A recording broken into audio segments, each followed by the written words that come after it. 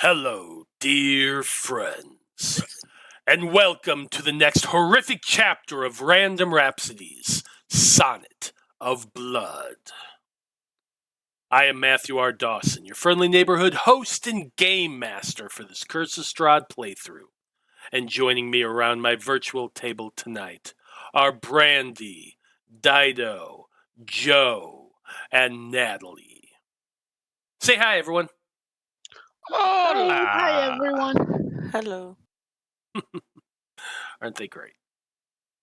Now, before we begin, we do have a few announcements to get through, starting with the first of our two sponsors for tonight's show, Hero Forge. Hero Forge offers fully customizable tabletop minis with dozens of fantasy species and thousands of parts to choose from. Their easy-to-use design tool lets you build your perfect miniature online using a fully 3D in-depth character creator right in your web browser, which is where we built the tokens for this game.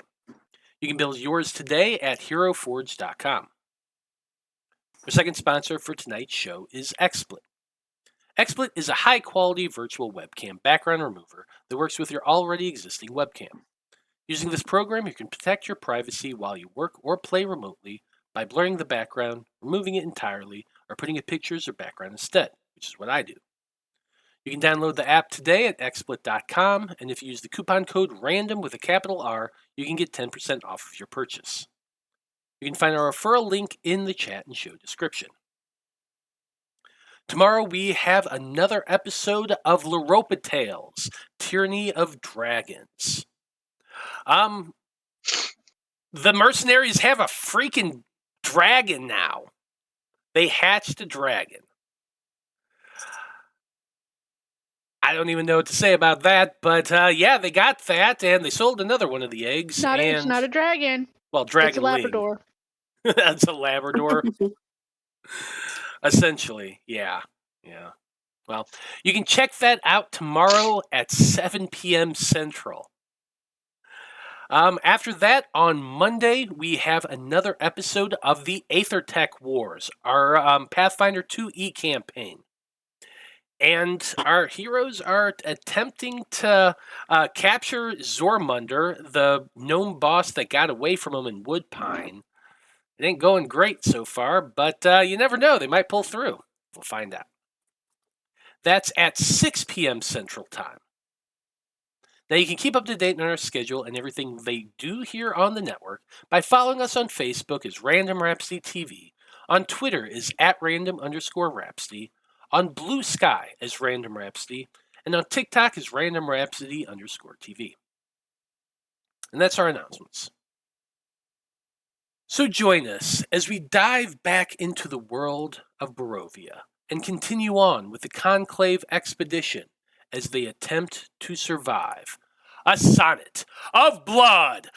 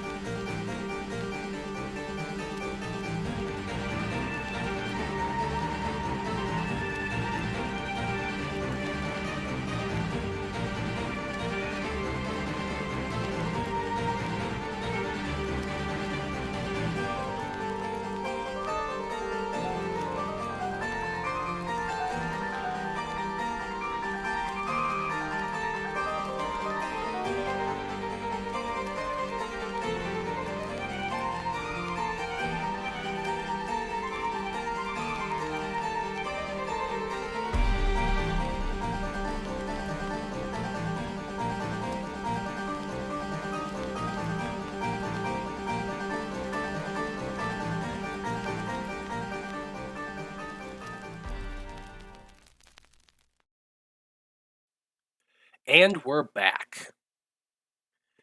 If you watch this campaign, you know how we do our recaps. I offer up the Random Rhapsody coin, which is good for a free Nat 20 in this campaign.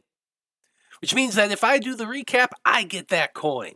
And I would love to have a Nat 20. I am down for that. I feel like this is a great time for me to get one because I said I get one throughout the campaign. I'm definitely getting one. So, what do you think? Should I have it this day? Probably not. No? No, probably not. I'll speak for you. Well, no, you're not speaking for me. You're going to speak for yourself. We're actually going to be speaking for Danika. So, Danika, tell us what happened last time on Sonnet of Blood. I was hoping it was going to be like the Lorax and I could speak for you. But last time on A Sonnet of Blood, our ragtag group continued speaking with the revenant soldiers in Argynvostholt. Sir Godfrey revealed that the leader of the order became a revenant after being killed by Strahd during his war with humanity and came back for revenge. Strahd also killed the silver dragon Argynvost, mutilated its body, and left its head as a warning. Godfrey revealed that Vladimir had the Sword of Sunlight, but will kill any who try to take it from him. When confronting Vladimir, he admitted that when they were seeking revenge, the Revenants assaulted Castle Ravenloft, but were stopped by a Vistani witch who told them that Strahd was cursed with undeath and was trapped in Barovia. Vladimir refuses to hand over the Sword of Sunlight, preferring Strahd to remain in his curse and suffer for eternity. Cog tried to reason with Vladimir, but didn't get anywhere. Sorry, Cog. The group offers to go and find the skull of Argynvost, which was stolen by Baba Lysaga to use as a chariot. And we end up leaving Argynvostholt, and we camp with my best buddy Esmeralda before we set out for Aldra to recover the skull. The group spent all day traveling and searching for the skull fragments that were shattered during our fight. And then after finding the fragments, we decided that we were close to the tower by the bridge near Mount Gakis and decided to make the difficult trek up the mountain incline, damaging the wagon. After repairing the wagon, we traveled along the mountainside until we reached a road where we found a tower, and we see a large stone wall further south that blocks the road with a open portcullis filled with green flames. Delphine, the brave one, decides to go investigate, but is unable to find a way to extinguish the flames. As she's investigating, she notices that there is a pair of stone gargoyles staring down at her, and then when she calls attention to them, the pair leap down to attack. And that's where we are. Yep, that is exactly where we are. Okay, Danika, there is the random Rhapsody coin. Don't forget to use it. It's only going to last this session. Well, Expedition members, let's get some music on, shall we?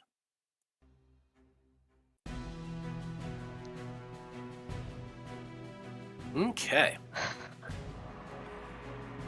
As Danika said, you are all standing next to that incredible stone-walled gatehouse located on the western edge of Mount Gakis, near the guard tower that stands a stalwart watch over the massive stone bridge over the Luna River between Gakis and the smaller mountain Argynvostholt is located on. The guardhouse itself is 30 feet high, and the adjoining walls are 20 feet high and lined with stone spikes.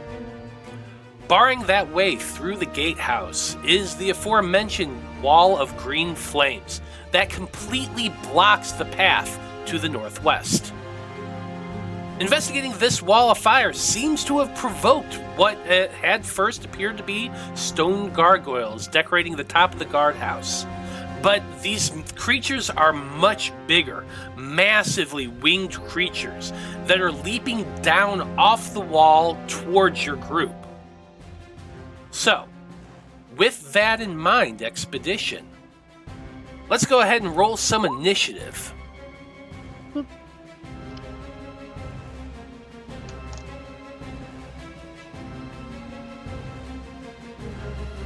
You were kind of cutting out a little bit for me there.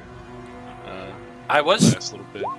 It was like every third word, third or fourth word. It could just be there was that, and it could be my setup too. I don't know.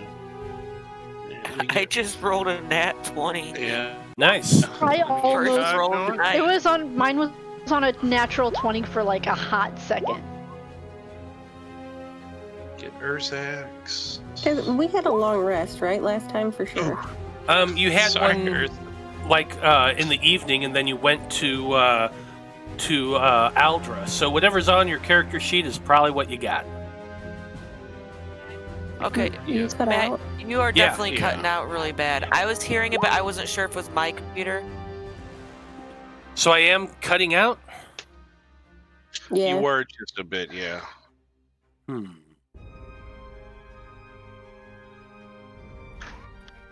Let's see what is going on here.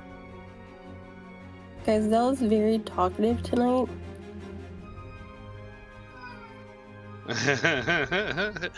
Come on, Chicken Wuss. You don't have to be so upset. Cypher isn't around. You got to get another cat. Well, you know what? I'd say go with one named Squall, just so he has an actual buddy. Or if you get two, maybe one that is antagonistic towards him. That one's Cypher, and then you've got Squall. Oh, that might bully him. You know what? He probably would. Yeah, but hey, that's justice. Justice Testing, for self. testing one. No. But you know what? Cypher in the end wasn't a bad guy. Yeah, I mean, it wasn't terrible. He had better That is- days. That one is my personal favorite. I have played some of 7, not much, but 8 and 10 were the ones that really got me into Final Fantasies. But 8 is my favorite. Oh my god, those are my favorite. 8's my favorite. It's the first one I ever played. Me too. It's my favorite. Testing 1, 2, 3. Testing, testing, testing.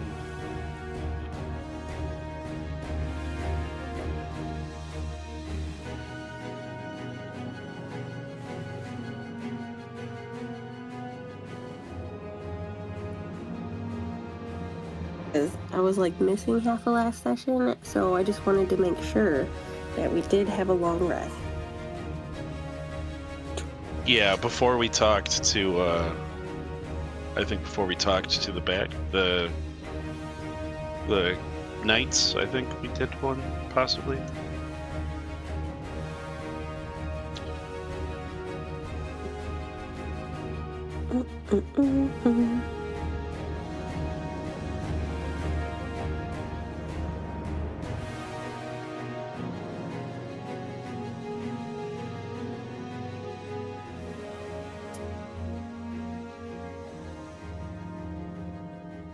Yep.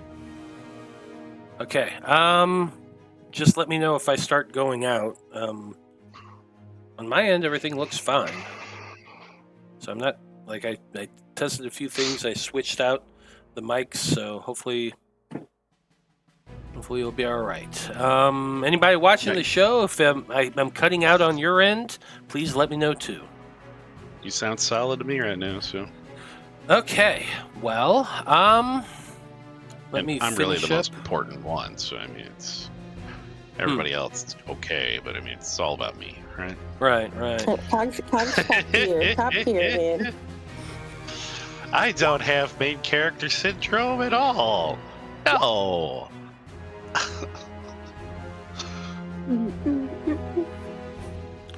Okay.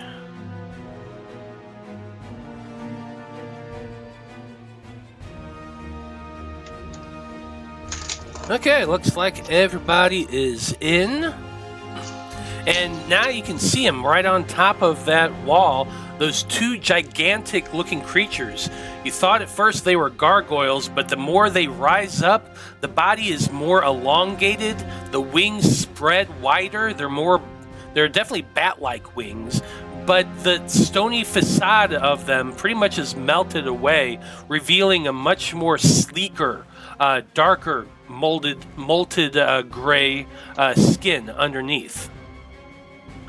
But it looks like Vide is actually the first one up. You're the first to react, Vide, so what are you going to do? Well, as soon as they get up and start coming down towards us, I'm gonna pull out my gun and I'm gonna shoot. Guess I'll just go after this one right there. Oh, and I'm gonna expend a grip point for to use my Deadeye shot, Okay. which gives me advantage on this. Like it. 26. Does 26 hit? Well, maybe. Yes, it definitely hits. Okay, that'd be 8 damage then. Okay. Well, hold on a second. I need to do some trigonometry real quick. Oh, no. Nat just said her internet went out. Oh, shit. I guess I should have asked how far up they were. Yeah. So, like I said, the top of the guardhouse is 30 feet tall. So you would have had to have moved like directly underneath it to be able to hit it.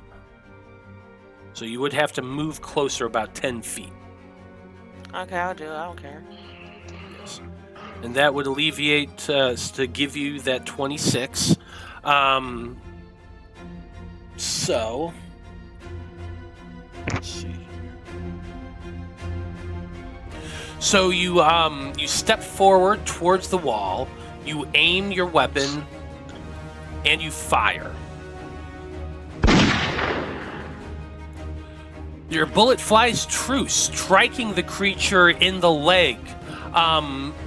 It kind of hits it and deflects a little bit, leaving some damage. But you're kind of disappointed that it did not take nearly as much damage as you were hoping it would.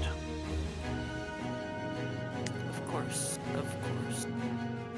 It still hurt him. It still hurt an him. extra attack. Yeah, I got an extra attack, so I mean I might as well hurt him a little bit more again.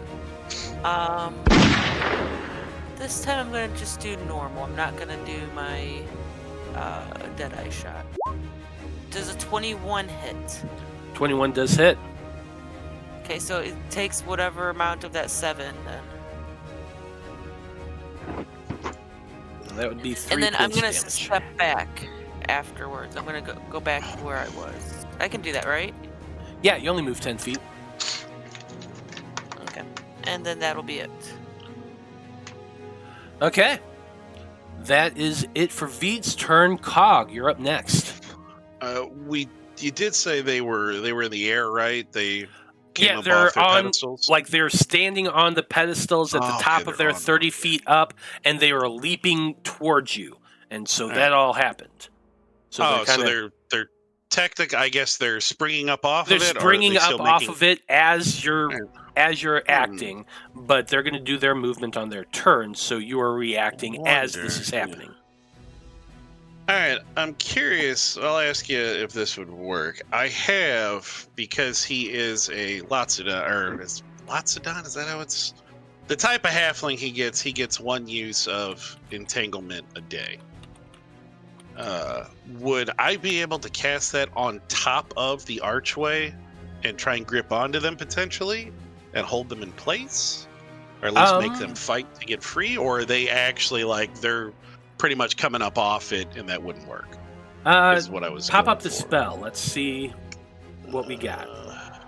Where? So, I mean, it's 20-foot square. 20 From foot. point range, and like I said, it makes it difficult terrain. But I guess does it? I thought it actually, because a grasping weed, a strength saving throw or be restrained.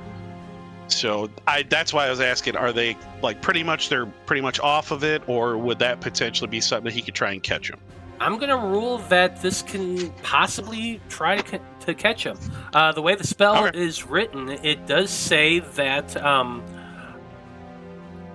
Where was it? I mean, and that is it's not the ground, but it's a flat surface, so it would take says hold. that a creature in the area when you cast the spell must succeed on the strength saving throw. So it's happening I guess as it you're would casting. kind of grab. So, they're grasping weed, so it would kind of sprout up and maybe grab onto him. So that's what he'll do. DC 17 strength save.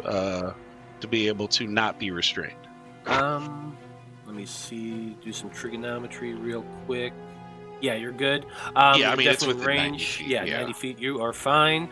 You cast the spell, and suddenly, on top of this stone wall, vines spring out and try to grasp around these creatures.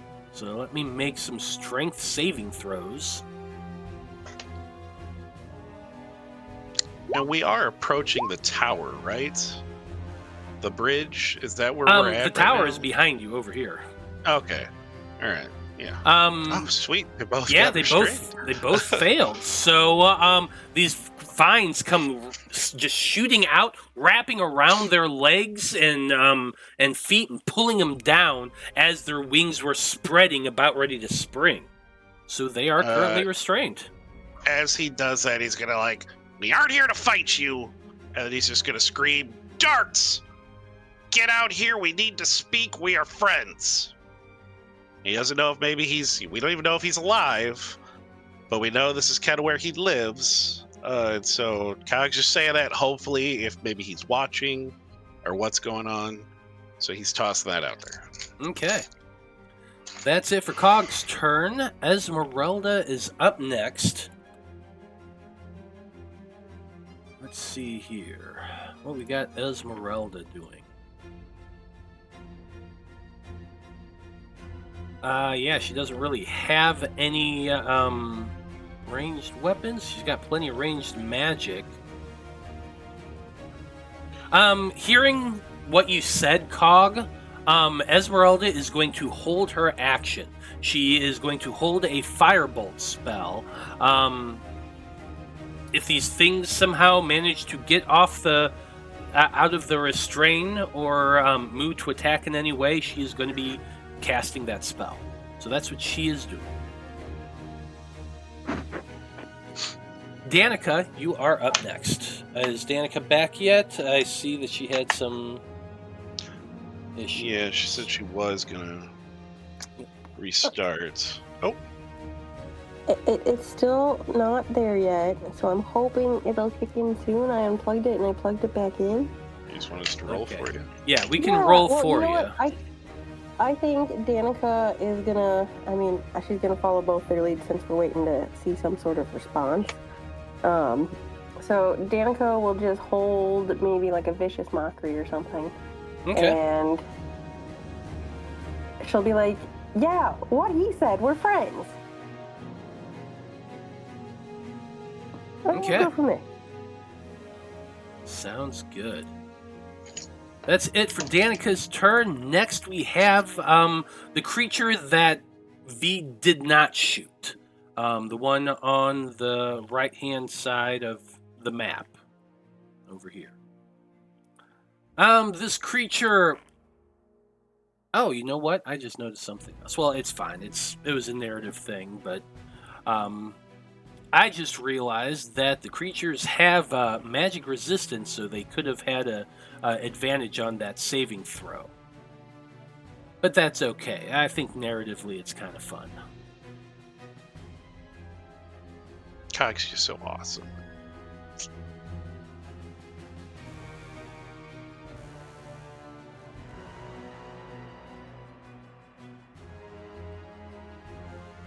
Okay.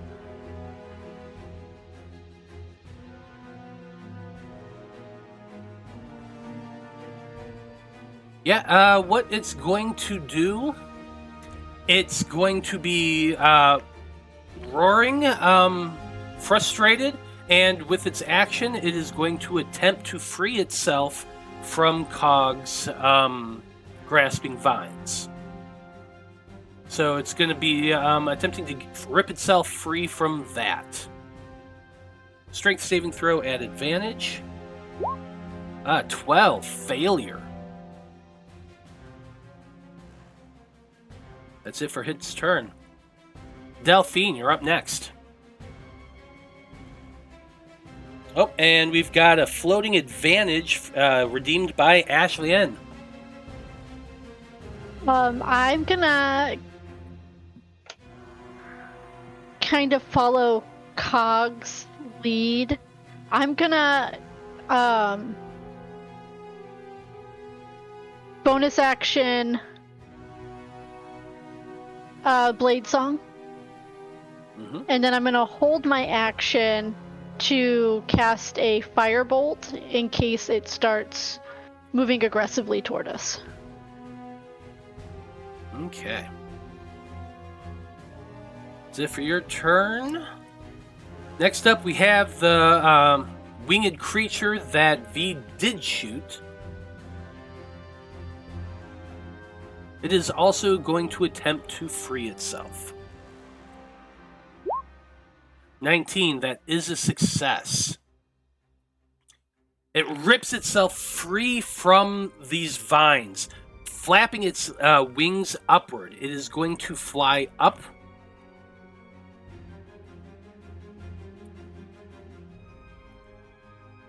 It's going to fly up another...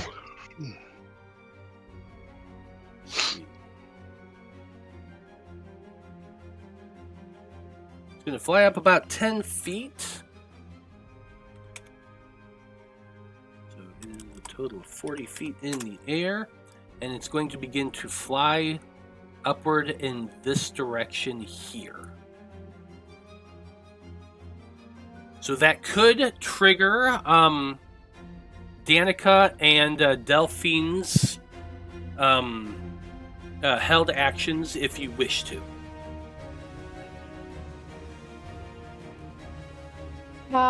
No, because I don't think Delphine would see that as an aggressive act, them just flying up in the air. Because they're flying up away, right? Well, they flew 10 feet higher and are starting to circle a little bit around along the side of the mountain. Yeah, Delphine wouldn't. To her, that's not... That wasn't what she was looking for. She was looking for an actual, like, coming down and attacking us. Okay. Fair enough. Urzak is up next. Big Green.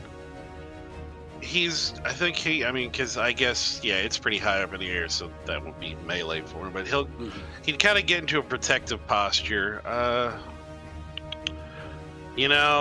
know, but Cog wouldn't know, so I can't do this. I do think he would gravitate towards Delphine. And kind of act like in a big stuffy posture, and then if one of these things swings close enough to hit her, he's gonna hold his action to swing with his. I guess he's got a big ass sword, right? Battle axe. Battle axe, yeah. He'll swing on it with his axe if something gets too close. Really, I guess to Vide or Delphine. The love triangle there that's in my head. Not necessarily Cog's, but Cog's going to make it that way the first chance I get. So, God, Marty, you should never have flown. You should be here because I'm going to have too much fun. He's going to hold his action to, if something gets close to that little group right there, he's swinging on it. Yep. It's Marty's fault this happened. Oh, he really shouldn't leave. Anyway, top of the turn order, it is Vide's turn. What you doing, Vide? Well, seeing as everybody else is not actually attacking, and Vide has a shoot first, ask questions later attitude, he's just gonna follow along with everybody else now, but I'm gonna still be aiming at him, like just in case. So I'll hold action.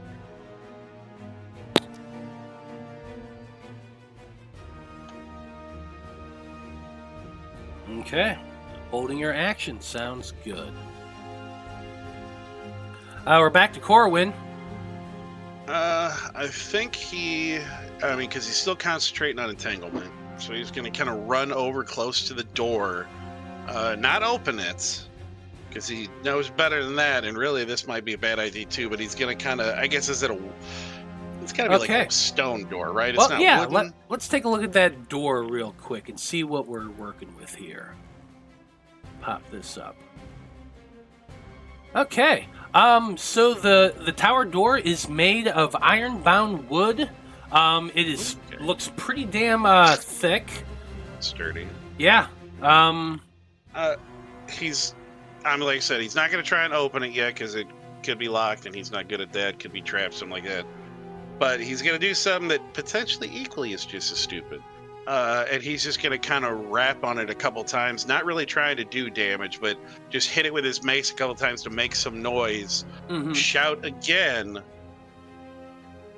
Dharts, we are friends. We are here to see you. And he will just hold, just in case one of those things does come down. We're not going to do a spell, but, well, oh shit, I can't hold anything because he's concentrating. Yep. Anybody? We're all. Danika, are you actually hurt? Or did you not? Did they not heal up after a long rest? Yeah. I did not. We haven't. Okay, as I said, we haven't fought anything in that meantime. I don't believe so. I see I was gonna heal since I could see your health. No. Yeah, no. That will just. Yeah, I mean that'll just kind of be his thing. He's not gonna hold anything. He's still concentrating, and he was just making some noise, hopefully calling Dharts out. Okay.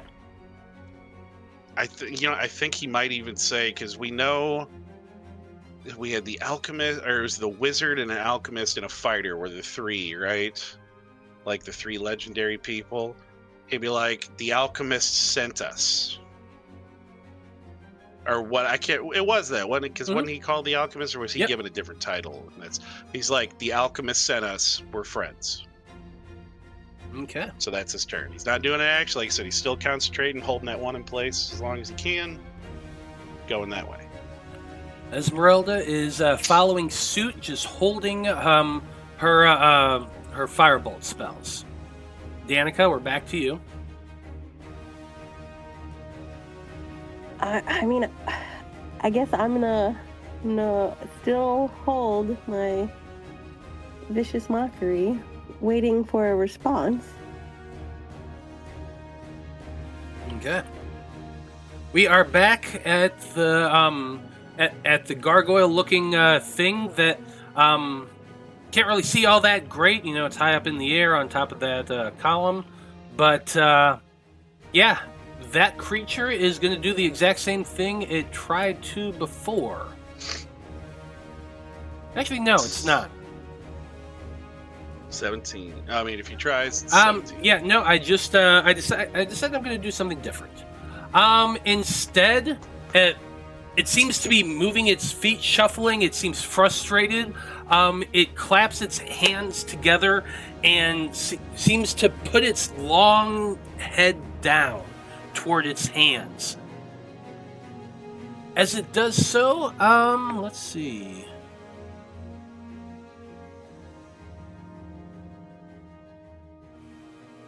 I need to roll a D100 real quick.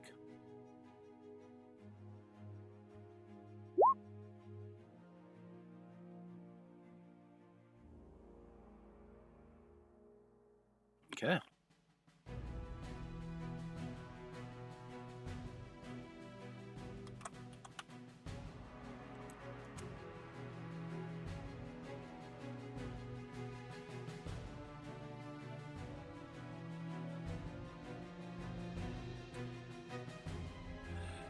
As it moves its head down, you can hear the strange sort of screeching coming from it. It begins as just this low kind of guttural sound, but that gets louder and louder and louder. And as it does, down at the foot of this wall, you begin to see the shadows rising up from the ground.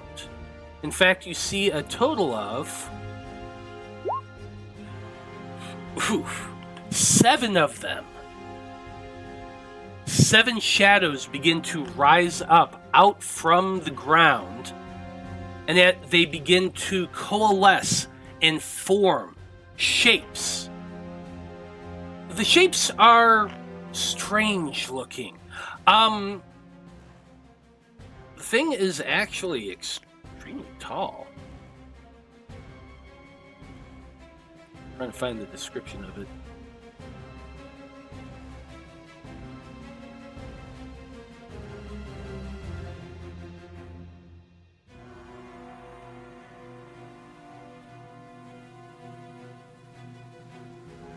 These creatures are about 6 feet tall.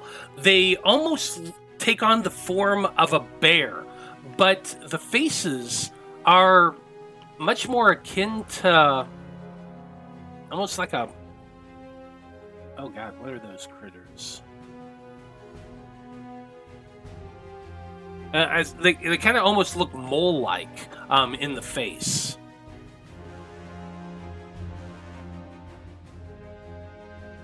Waiting for this thing to load up. They have long ears and kind of an almost pig-like flattened snout, more like a mole, but a giant wide jaw with almost boar-like tusks coming out from it. It has it's bipedal, or it has 2 legs and 2 really long arms that, as it rises up and begins forming, the shadows melt away, revealing an almost greenish-looking skin.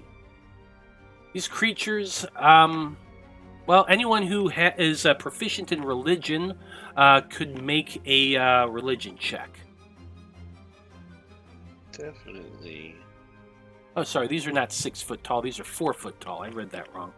4 foot tall. Big. Still big. Well, Cog is. Let me see if Urzak is 2. See if he can get something better. Paladin's got to be in religion, right? Nope.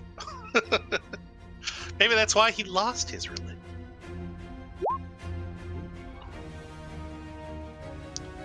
But, alright. Just go ahead. I can outshine you. It's fine. 23. Yeah. 20 to 23.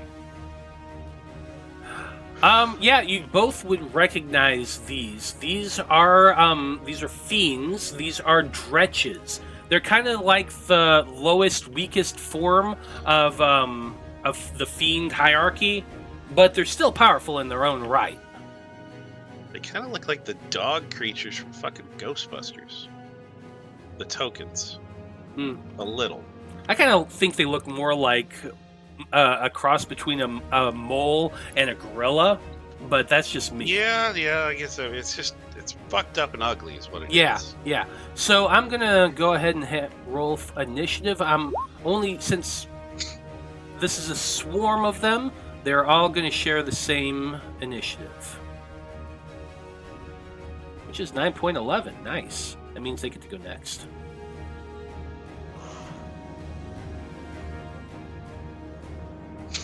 Okay. These creatures appear on the ground, snarling, thumping their fists down into the snow that's around you all. And then they leaped and start charging towards you to attack. Definitely an aggressive action. You said you were looking for aggressive actions here, so those of you who are holding your spells, are you unleashing them? As soon as one gets in melee range, Urzak will do his attacks, but they're not. Yeah. So I'm going to start moving them around. Yeah, I'm gonna shoot off my firebolt. Okay, one is charging towards Vide. You got 2 of them charging towards Delphine. One's coming towards Cog. Another one's coming towards Urzak. And Vide's gonna shoot the one that's coming to him. Because I remember I was holding action. Yes. So I'm going to let you do all your held actions here. They're going to be moving like this. So, I guess Vide, if you want to do yours first, then I'll do Urzak. Yeah, I rolled, but I mean, it's like do it whatever order you want. Well, it doesn't matter. Just go ahead and roll your attacks, and I'm going to read them off down the list. Vide rolled a 17. That is a hit. That's going to be 8 points of piercing damage.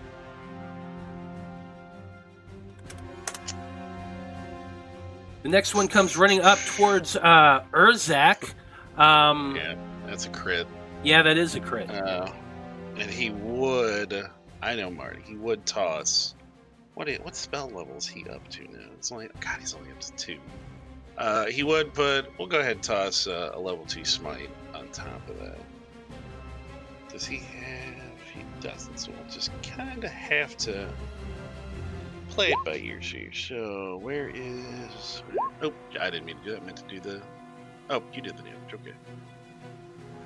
Oh no, I just attacked again. Yeah, you did the attack again. All right, so 13 plus 1, so 14, and then. And also, 3d8. since it's vicious, it does get an extra dice of Oh. damage.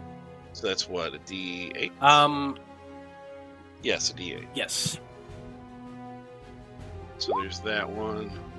And then, shit, I guess the crit he'd get, because it's level 2, it's 3, but it'd really be 6. Mm-hmm. Since it's. So here's the 26 radiant, and 14, 17. I guess what, slashing? Yeah. For the one directly in front of him. Yeah, so here's what happens. This creature basically coalesces into being and goes charging towards Urzak, leaping towards him. Urzak just hefts his battle axe and smashes it down right on the creature's head. It explodes with radiant energy and is left with nothing but a smear of ash on the snow. That And took it for out. held completely. attack actions, do you rule that he would get both of them, or since No. it's a held action, you'd only It's get a held one? action, it's just one. So, all right, that's his. Okay. Cog wasn't holding anything because he was still concentrating on holding that. Delphine, you Rocket. rolled a 24. That is a, or that'd be 23 because it's a firebolt. That is It'd be a hit. 23. It'd be disadvantage. I've got it one in melee. So that is still a hit.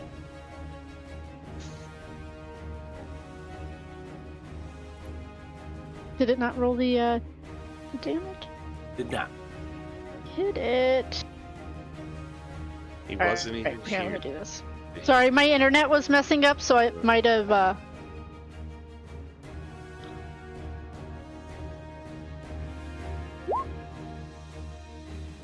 13 fire damage. 13 fire damage. Big hit. Your firebolt hits it, burning it pretty significantly. Seems very hurt.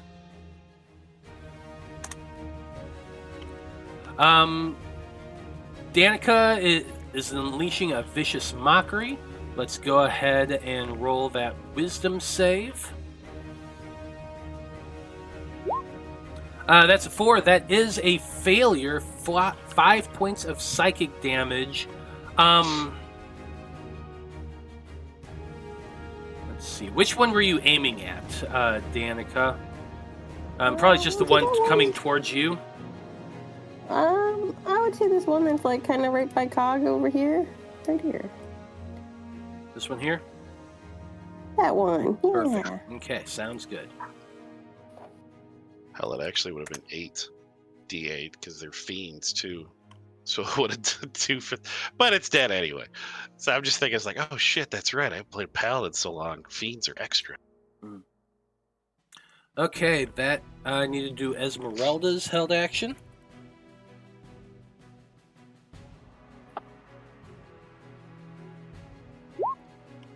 That is a 15. A 15 does hit.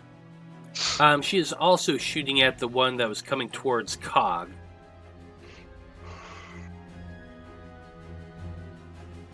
So that's going to be a total of 10 points of fire damage. Damn. Whew. Okay. Now it's time for them to get their attacks. These two are going to be making their attacks at Cog first.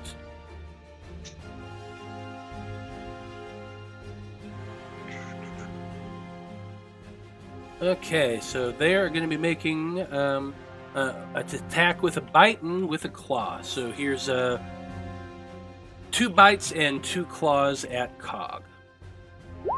First is an 18. 18 matches. Second is a 19. Both do hit. So that's going to be 3 and 1 points of piercing damage. Next off, 2 claw attacks. That's a 4 and a 12. Both of those miss. Next off, we're gonna do the same thing at Urzak. That's a 16, which misses, and an 18. Let me see exactly what. No, oh, his is 18. It matches. His 18 matches. That's 6 points of slashing damage.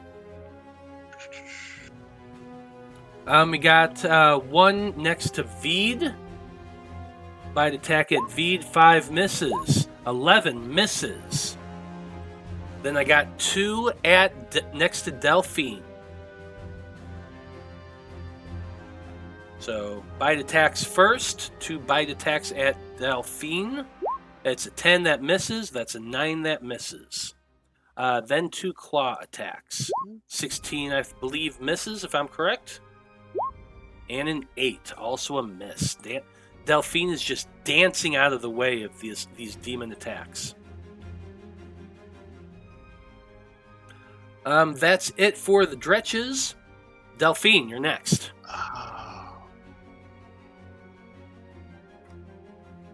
I was saying there was an issue with To his use AC, my action. but it's wrong. Oh, no. For my action, I am going to cast my minute meteors, and as a bonus action, I'm going to hurl 2 of them. One right here to get these 2. I'm not going to try and get Cog. And then another one just behind the 2 dogs in front of me. So that is going to be a DC 17.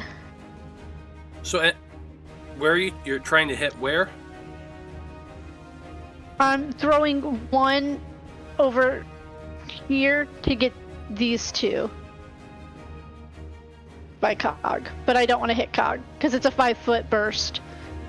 So it'll probably be like, I wish this pinged better. Yeah, hold on a second. I got do it like better right in the idea. middle of them and get all 3, or would that? I would get you 2 because you're right. You'd be in that hit too. Yeah, I suppose so. Because yeah, if you do it any further down, you'd get yourself.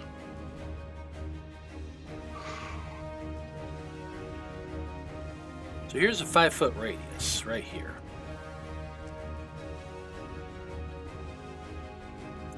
You could position it so I really don't want to get Cog. It's just gonna center. Hold on. Let me turn off my snap. if you hold down Alt, Yeah, you it can won't put center. On the,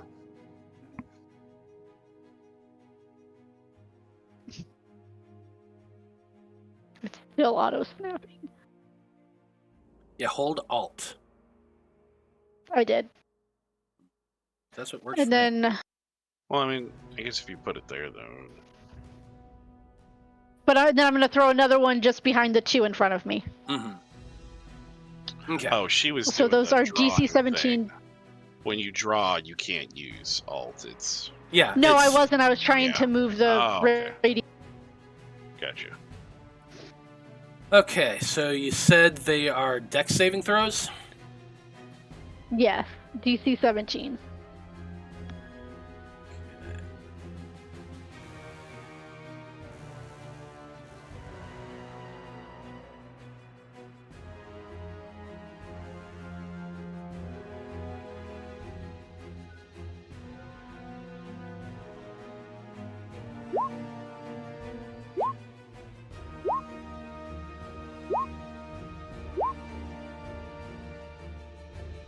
Okay. First 3 are the ones up next to Cog. 2 failures, 1 success. The 2 next to you, both failures.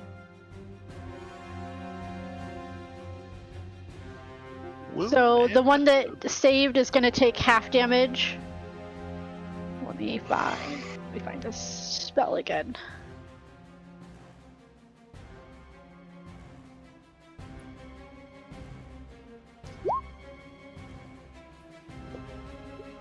So 7 fire to those that failed, and what is that? 3 to the one that passed.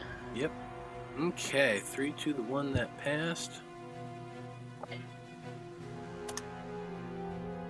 7 points to the rest. The one directly in front of Cog goes down.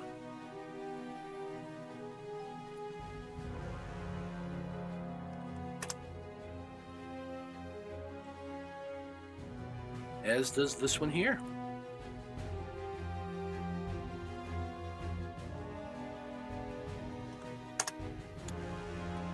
Two small explosions, boom, boom, go off from these minute meteors, dropping 2 of the demon creatures. Oh, wait a minute, that's fire damage. I'm going to amend that because they are apparently resistant to fire damage. Ooh. Well, they are devils or fiend, you know. Yep. I guess that makes sense. So, yeah. Well, that one would still be dead. This one would not be.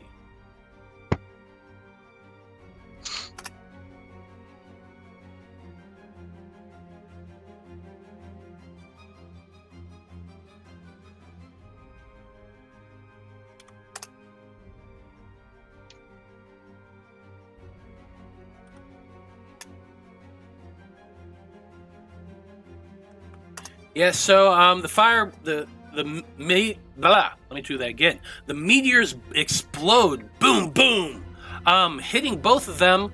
The fire damage doesn't really do a whole hell of a lot. And I forgot about that for those other fire bolts, so we'll just ignore that. That's a gimme. That it for your turn, Delphine?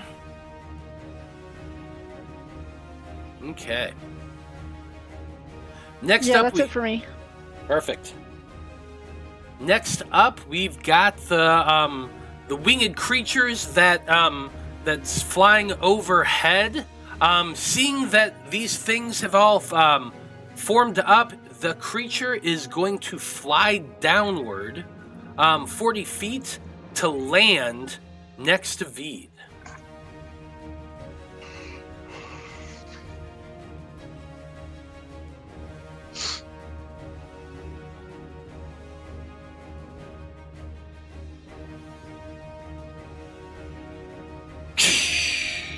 Right there. As it lands, you notice that in the darkness it was hard to tell exactly what this thing looked like. But now that it's right there in the light of Urzak's glowing shield, you can see that it's less gargoyle looking and more avian looking. It has a long neck, it has more of a beak, and the wings, which you thought more looked like bat wings, that now that you're closer, kind of almost looks semi-feathered. It still seems leathery, but there's also these sharp protrusions coming out from it that seems almost feathery in appearance. This creature, as it lands, let's see. Yeah, I think what it's going to do is it is going to be doing, it lands and then it screeches loudly, which means that I need everybody to make for me a Constitution saving throw, everyone within 20 feet of this creature. Which, just about everybody. Pretty much. Oh, yeah. Yep, literally everybody.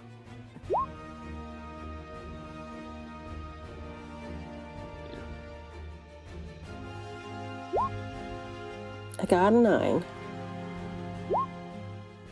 That is Cog. Let me get Urzak.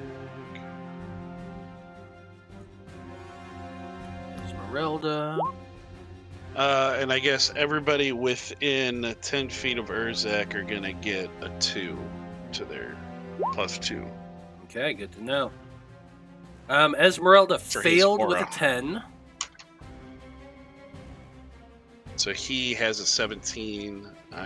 Cog has a 14. Vide would have a 14. Delphine would have a 7, but if a 10 failed, a 7. Okay. Anyone who rolled under a 14 is going to fail. Yay. So- the aura coveting clutch for Vide. Yeah, so that would be Danika, Delphine, and Esmeralda. The three of you. Oh, the ladies Let's are see. I'll just pop that up there for you. Each creature that can hear it that isn't a demon is stunned until the end of the Varrock's next turn. That's what this thing is a Varrock. So, Delphine, let's put a stun icon on you. They call him Dwayne, the Vrock Johnson. Hold on, I got a sound I clip know. for that one. I'm ashamed of myself too. You know?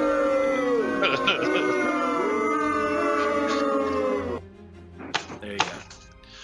Yeah, you didn't have to play it. I do. I do. I know you felt dirty doing it. I said it just like Dwayne the Vrock Johnson. It's just like that. It felt dirty saying it.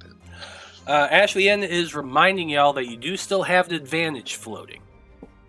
One of you want to use it? Either you, Delphine, or Danika? I mean, Sure. Delphine, you get a +2 if you were to do it. Danika Dan, can I have mean, it. Yeah. Okay, I'm doing it. I'm doing Is one more time. Danika within Urzak's? No, Danika's not. Delphine's within to get +2. Oh, then why don't you do it, Delphine? Delphine.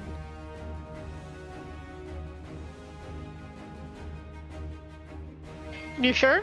Yeah, that's fine. Aiming for that 14. 16. There you go. Yeah.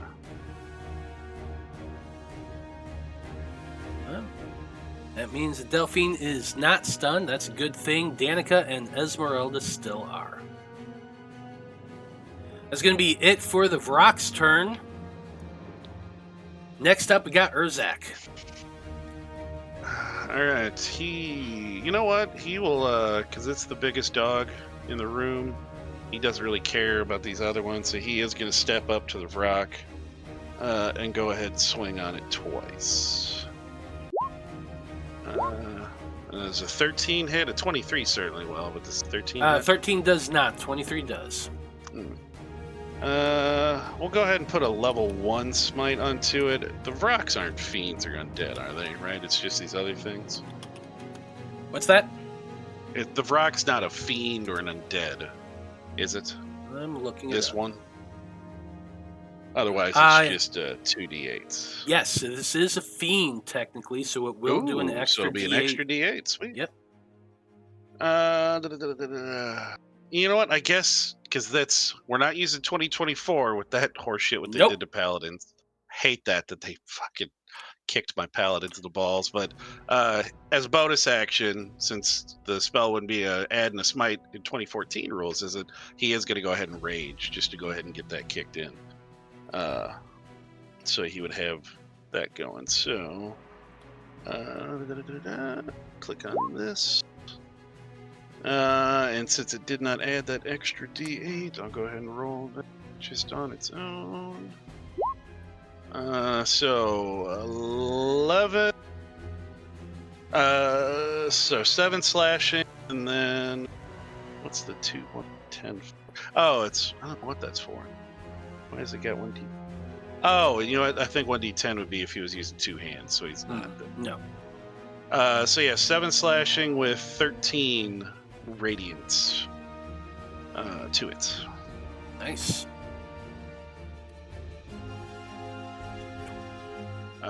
And he will just kind of he wants to stay within as many people as he can, so he can't really get close enough to Cog to give him benefits of his aura, but he at least can cover Vide and Delphine still, so he'll stick right there. Give the big thing the biggest target right in front of it. Okay. Well, we are back at the top of the turn order, and Vide, you're up first. All right, so Jesus Christ. Just saw the fucking what you posted. Of rock with the rock's fucking head on it. That's awesome. Vide is going to put his revolver away and pull out the Moon Touch scimitar. And I think this rock is a little more of an issue for me right now, so I'm going to attack that. 14 to hit him. Let's see here. 14 misses. And 11 misses too. Yes, it does. Yay, I am doing awesome. Alright, that's it. I'm probably kind of a little bit screwed right now. Well, definitely stuck right there. Corwan, you're up Just a little next. All right. Well, he's going to hang on because that other one is still up top, so he's going to keep concentrating on that. Oh, shit. I got to do 2 concentration checks, actually, now that I think about it. For the one, I just got to hit a 10 because it was like, what, 3 and 1 damage, respectively? Yes. So, yeah, Entanglement's still up on him. Okay. We'll go ahead.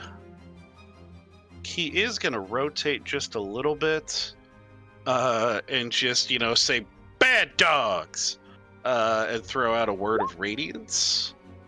So DC 7 Constitution or 7 Radiant to both of them. Okay. Con saving throws. 11 and 17. One passed. So no damage to the one that passed, but 7 Radiant to the one that did not. Okay. Your word of radiance shoots out around you in that small radius, striking the creature. One of them does get burned by that radiant light and kind of snarls in pain, but they are both still up. Yep. And he's still concentrating on the entanglement, so he's going to keep holding that on. Yep. Esmeralda is up next, but she is stunned and can't do anything. Danika's up after that. She is also stunned and also can't do anything. Which means that we are back to the Vrak. The Vrak on top of that watchtower, or not watchtower, but the gatehouse over there. He is still stuck. That sucks for him. 17 strength, he wants to move. Yep, that's exactly what he's going to be doing. A strength saving throw. At advantage because he's got magic resistance. Now, since that's not actually targeting him to hurt him, it's only restricting movement. Still a spell. I was just like, 'cause I think I saw something in one of the Sage Compendiums that since it's not actually attacking it directly, it's just making difficult terrain, it wouldn't trigger it. I mean, if you want to let it go, I'll find it later, pass it along. But no, it's any spell or magical effect. So this is still a magical effect. And it is a 17, which is a success. Which means that it moves into the air, flapping up into the air, getting about 40 feet. And stays right there. Next up, we got all the dretches. Let's kind of go through this quickly. There are 5 remaining. One is pincering Urzak with the Vrak. So it's going to be making its attack. It's going to get a +1 to that. That's a bite attack at Urzak. it'll hit, but Nice. crit canceled out. It is indeed. So I'm going to roll a second one. That's 10. That one misses, but I'm going to use the damage from it. 6 points of piercing damage. And since it's a bite magical, This is or is it not just regular considered OT? magical, so you're going to half Yeah. that since you're raging. Yep. Next thing, it's got its claw attack. That's an 8. That misses. Next up, or 9 technically. apparently, but yeah. Anyway, next up is the one that is next to you, Cog, over here. It is going to get its 2 attacks as well. It is also pincering you, so it gets a +1 on this. That's a 20, a dirty 20. I know that hits. Yeah, 18's the... 5 points of piercing damage. Here's its claw attack. That's a 4. That misses. Next, we got the 2 next to Delphine. These things should probably be... Let's see, how smart are these? Not the brightest in the bunch. Yeah, I think the 2 of them are going to stay right where they are. 2 attacks, 2 bites at Delphine. That's number 1. 17 misses, I assume. Does 20 hit? No, it does not. Okay.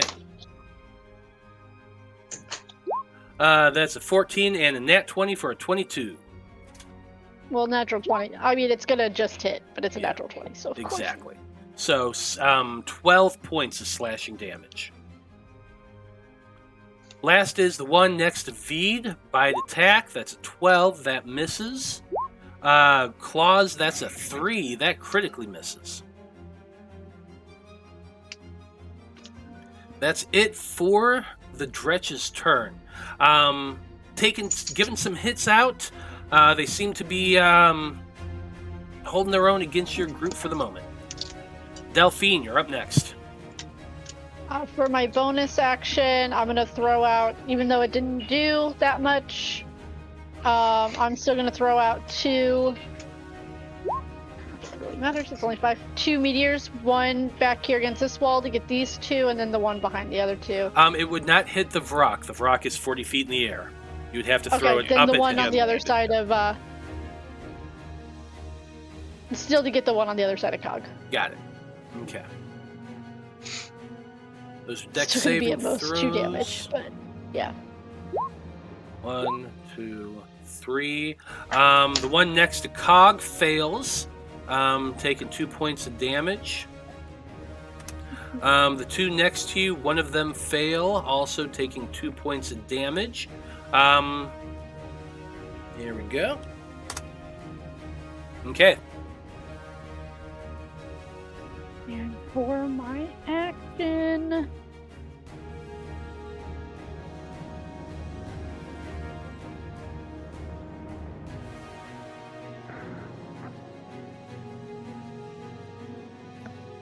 they're probably resistant to this too, but I'm just gonna stab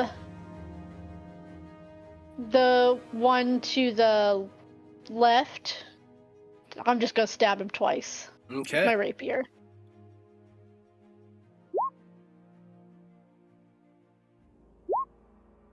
Neither of those are gonna hit. Oof, no, not a 10 and a 9. Rough with it. You're trying to stab at it, but it's pressing up against you, and you're just having a hard time connecting. And that'll be my turn. Okay. Next up, we have the Vrak on the ground. It screeches loudly, and it goes to attack Urzak. This is going to make 2 attacks, one with its beak, one with its talons.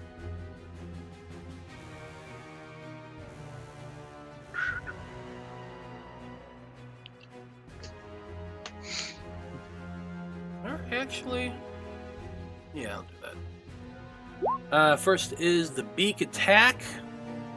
That should not have been an advantage. I guess you could consider the 13 that +1 from pincering with the other thing, but it doesn't hit anyway. Yep, that will work, but still, yeah, not going to hit. Second attack. I mean, if it gets that 18. +1, it's an 18, so Yep, it matches. 18, so that does hit. 13 points of slashing damage. I guess would that be 6 or would it be 7? Since would you round down or up? You always round down. All right, it's a 6. Okay. 6 points of slashing damage to Urzak. That is it for its turn. Urzak, you're up. He is going to, I guess, just really pissed at this thing. Just annoyed. I do believe we'll go ahead, because, I mean, these things are... This could be a good fight. He will do a vow of enmity. He'd burn his channel divinity against this one to gain advantage in all of his attacks. Oh, that reminds me. At the end of that Vrock's turn, Danika and Esmeralda are no longer stunned. Sweet. Alright, so advantage... 16 on the Vrock in front of him? 16 is going to hit. Sweet. Ooh, that Divine Fury. I want to know, what is his D10? Is it part of his weapon? Was his weapon special? Well, You know what? It does have a D10. Yeah, I don't know what it is, hold on. but he's got a D8 plus strength and then a D10 on top of that. I don't remember what kind of... It's a vicious battle axe. Is that why? It is a vicious battle axe, but the vicious battle axe only does extra damage on critical hits. If it crits? Yeah. So maybe that's what that is. Yeah. When you hit a 20, target takes an extra 2d6. Oh, I guess it is versatile, maybe. Yeah, it is versatile. I guess, is that what the D10 is for then? Yeah, that's what that Yeah, D10 because it'd be for two-handed. But it doesn't have the modifier added to it. So Which it's is just weird. Yeah, I don't know. Well, but I just, it'll be 7. Yeah, so I just took off that D10, so it won't do that anymore. Yeah, so I mean 17, 7 just radiant rage, and then 10 slashing, and then we'll go 10 ahead. slashing. What's this Divine Fury? It's his when he's raging. Okay. It's like he gets an extra D6 plus his rage. It just says Divine Fury, yeah. And it's Path of the Zealot. When you're raging, the first creature you hit on each of your turns gets a D6 and half his bar level. Oh, nice. Barbarian level. So it's only for the first one, but yeah, so... And you'd also get the 2 for the rage. Yeah, so I guess plus... Yeah, he doesn't have... Oh, you know what? Yeah, I just didn't click rage damage. Jesus. All right, yeah, so rage, so that would be make 19 points of damage. Yes. And so we'll do attack number 2 at advantage. 28. So Yep. 2 rage, 13 slashing. So another Okay. 15. Another 15 points of damage. 2 heavy hits from Urzak, cutting cleanly into this fiendish creature. You can see the dark blood welling up from these slashes. It's almost black, like ichor. He will shift a little to get himself within 5 feet, because he's still, I guess, within melee range of the Vrock right there, even though the way the tokens are set. So yeah, he'll shift there to be within 5 feet of Delphine. Okay. So he can throw out his protection if it comes up. Fair enough. We're back to the top of the turn order with Vide. Okay. So I'm gonna switch weapons again because I keep looking at the wrong one and I keep forgetting that this one's actually better than it is. So I'm gonna pull out my thorn whip instead, and I am going to whip this bird.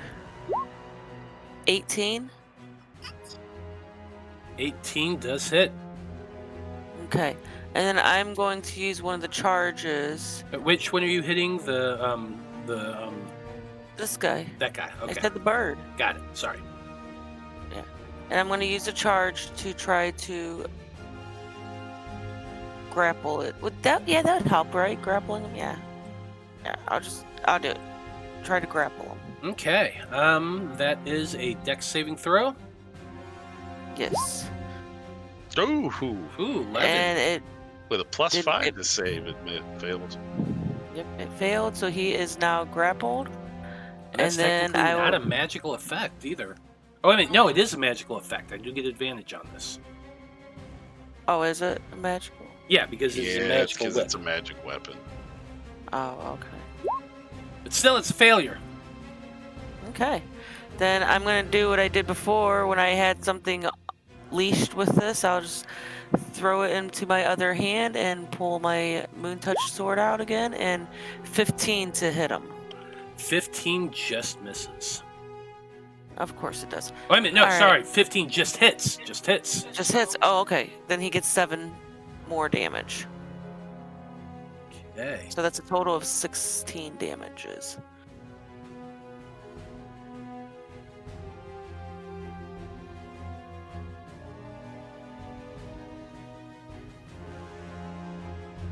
Okay. This creature is definitely looking wounded at this point. He's got quite a bit of slashes on its torso and sides, and it's being wound up by the thorn whip, holding it down and grappling it. It's not looking great. Is that the end of your turn? Yeah, I think so. I wish, since it was a thorn whip, I wish it would like hurt him a little bit every round, because it's thorns digging into him. But I know that's not how it works, unfortunately. Sorry, your magic weapon isn't magic enough, I guess? I don't know. Jeez. Anyway, Corwan, you're up next. Alright, so I'm just gonna see what a 10-foot radius would end up kind of looking like. But why is that? That's why. Oh, there. That's like, why was it a box? Yeah, I guess he could do it to where it would get. It's just doing that little word snap into the center. But he will drop right there, and you said it's 40 feet up? That one is 40 feet up, yes. Well, it just so happens that Flame Strike is a 40-foot high cylinder. So, he is going to drop it right there to hit the two that are kind of around me and Delphine and that, and then get the Vrock as well. So let me go ahead. It's a 17 save. I don't know why this one didn't update with my other stuff, and it's a dex save. Sure. Okay, dex save. You got it? Yes. And it's going to be 17 fire and 12 radiance. The rock failed. Sorry, Dwayne Jr. All three fail. All three failed. Wow. So yeah, 17 fire, 12 radiance, all three of those delicious creatures. So a gigantic column of fire just comes down from the air. Push! The fire damage doesn't really do a whole hell of a lot, but the radiant is more than enough to take out both of those Vrocks. Or both of those dretches anyway. Let's see here. The Vrock is also resistant to fire, it seems. So it's going to take half of that, which is 8, and the 12 points of radiant, so 20 points of damage. Yep, doodle. And then he's just going to shout again. Darts. It's like, do we really have to kill all of your protectors? I don't want to do this. Get out here now. Still hoping that he's alive. Oh, fuck, Marty's in chat. He just posted in Discord. Dwayne the Vrock Johnson. Oh, no, he didn't see it. He's just poking to get you. Poor Marty. Okay, we've got Esmeralda up next, who didn't get to do anything last turn. So she's feeling a little spiteful.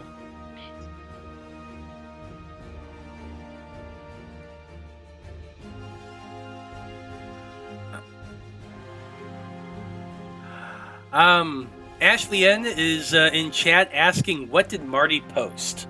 What Marty posted was, and I quote, Dwayne the Vrock Johnson, and I'm missing this? Well, you've got to explain why he's saying that too, though.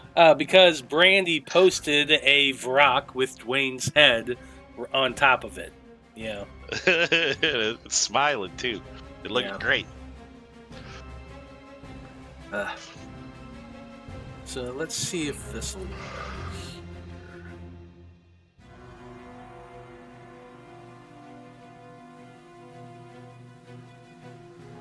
Okay. Yeah, Esmeralda's doing a lightning bolt. She lines herself up with the Vrak and the Durak towards the back that Vide has been fighting. Electricity crackles in her hands, and she unleashes the spell, blasting towards the both of it.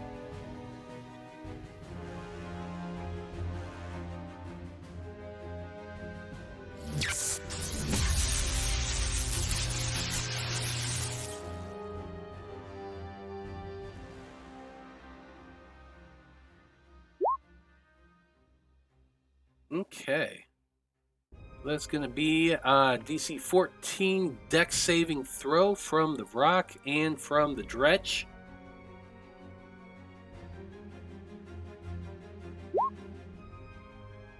Dretch fails with an 11. Rock has advantage on this. That's a 20. That is a save. So the bolt of electricity just zaps from her hands, hitting the both of them. The Vrak, as it just kind of shakes off the electrical charge around it, seems that it resists electricity, lightning damage as well. So it's only going to take half of the half. So that would be 7 points of damage to it. The Rock, on the other hand, is also resistant to the lightning, but 15 points of damage is enough to take that one out. The Dretch. Yeah, the Dretch. Not the Rock. Yeah, the Dretch, sorry. Took out the Dretch, did minor damage to the Vrock. Minor is still damage. Hurt still hurts. Yep. That's it for Esmeralda's turn. Danika, you're up next.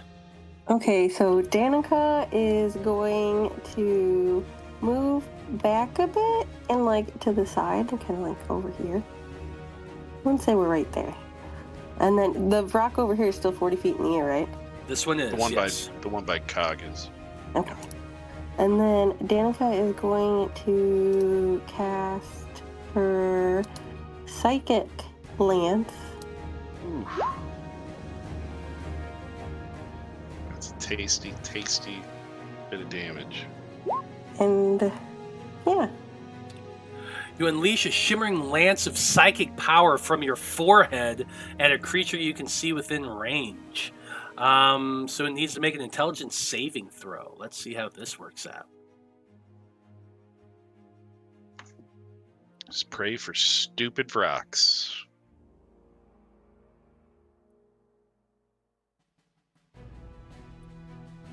Low-key, every time I say Varrock, I just think Barack. I miss you, Obama.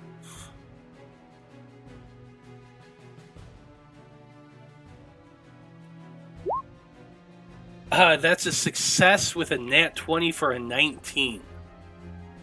Oh my god. So the thing has a -1 intelligence, and it's still... and it's still taking the damage. So on a success, it's taking half as much damage. So it's not going to be incapacitated, unfortunately. But it is still going to do 12 points of psychic damage, which it does not seem to resist. Alright. And then, for my bonus action, I am going to bardically inspire Delphine. Okay. Delphine's got You it. can just hear, like... Oh, sorry, go on. No, go ahead. I was going to say, you can just hear Danika in the back going, "Kick its ass, Delphine!"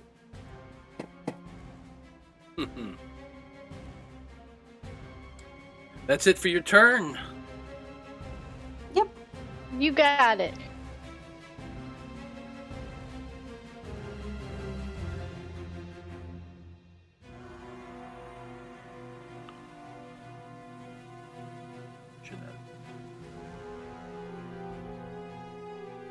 Okay. Did not like getting hit by that blast. Looks over to you, screeches at you, and is going to go flying towards the two of you. Landing on the ground.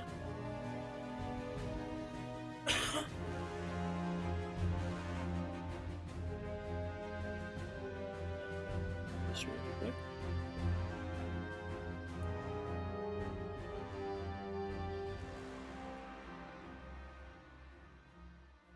It's then going to be assaulting you, Danika, with 2 attacks. One with a beak, one with a talon.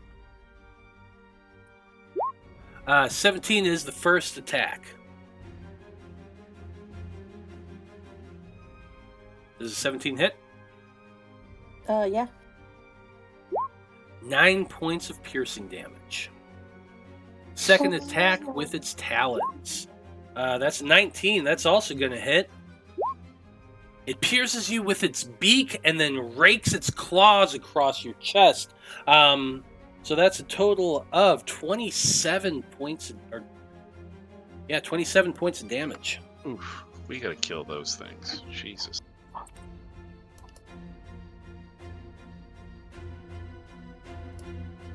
Next up, we have the 2 remaining dretches. First one's going to be making its attacks at Delphine. Urzak would step in and use his protection fighting style to impose disadvantage. Okay. Disadvantage on this first attack. That's a 6. That is going to fail. Next up with the claws is a nat 1 for a 3. That also fails. We're going to be using the next 2 attacks at Cog. This is the Dretch next to Cog. Bite attack for a 21. Yeah, that is. 1 point of piercing damage. Dear God. Next up with the claws, that's a 7. That misses. That does miss. Delphine, you're next.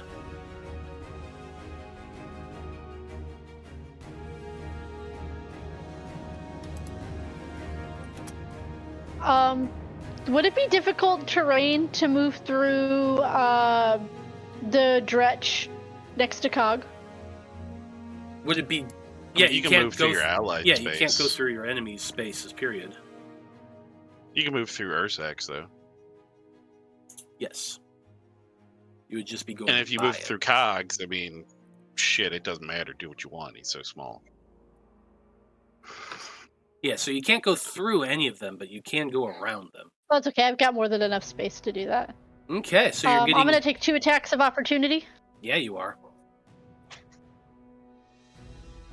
That's 20 Really? Misses. and 6. Misses. Doesn't the Vrock get one too? Yeah, it would. Not trying to put you in danger. No, it's fine. But 22. A shield. Throw up a shield at the last minute to get away from that creature. Nice. And as I start getting closer to the Vrock over by Danika, strands of my hair start to curl and move down my hand and entwine the palm of my hand, and from it shadows will come, and for a bonus action I'm gonna cast Shadow Blade. Sorry, baby's crying. Can't hear it. And I'm gonna take 2 swipes at. I didn't mean to roll damage. I give the spell card. And I'm gonna take 2 swipes at the rock in front of we'll Danika. just pretend the baby crying, if we hear it, is really the Vrock crying. There you go. Black Hannah was such a good movie. 28 to Oh, hit. what? Yeah, 28 hits. I'll just use that 9 psychic damage that it rolled before for the first Okay. attack. I'll take that. And then for my second one, Oh shit! Ooh. Nice. so that's 17 psychic damage.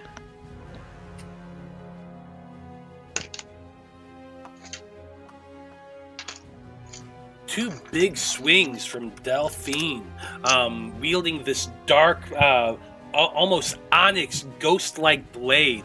The tendrils of shadow seems to warp around her hand and down her arm a little bit.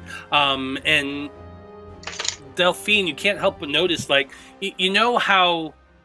I'm blanking on the name of it, but that thing where you see faces in things that shouldn't have faces.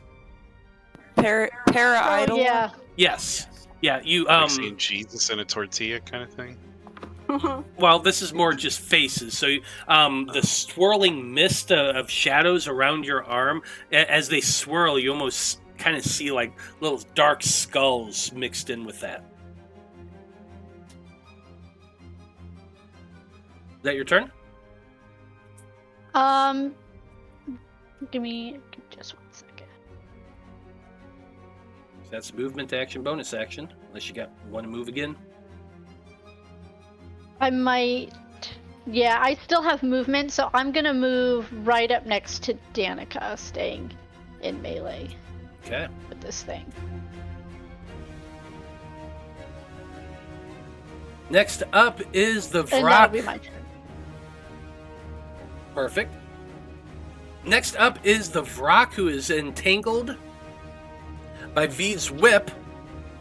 It's going to be slashing at Vide, attempting to escape. First, its beak. That's 24 to hit. 9 points I of can't piercing oppose. damage. And Urzak can't oppose disadvantage this time. You're Nope. dead. Because you haven't gotten your bonus action or your reaction back Saved yet. it for his lady friend. But the 13 with the talons miss, so that's good. Yeah, I'm alright.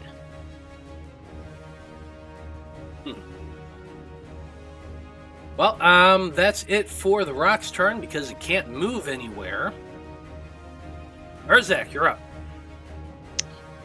He will kind of move up a little more over onto this side, and he's still got advantage with the vow, so we are just swinging away. Ooh.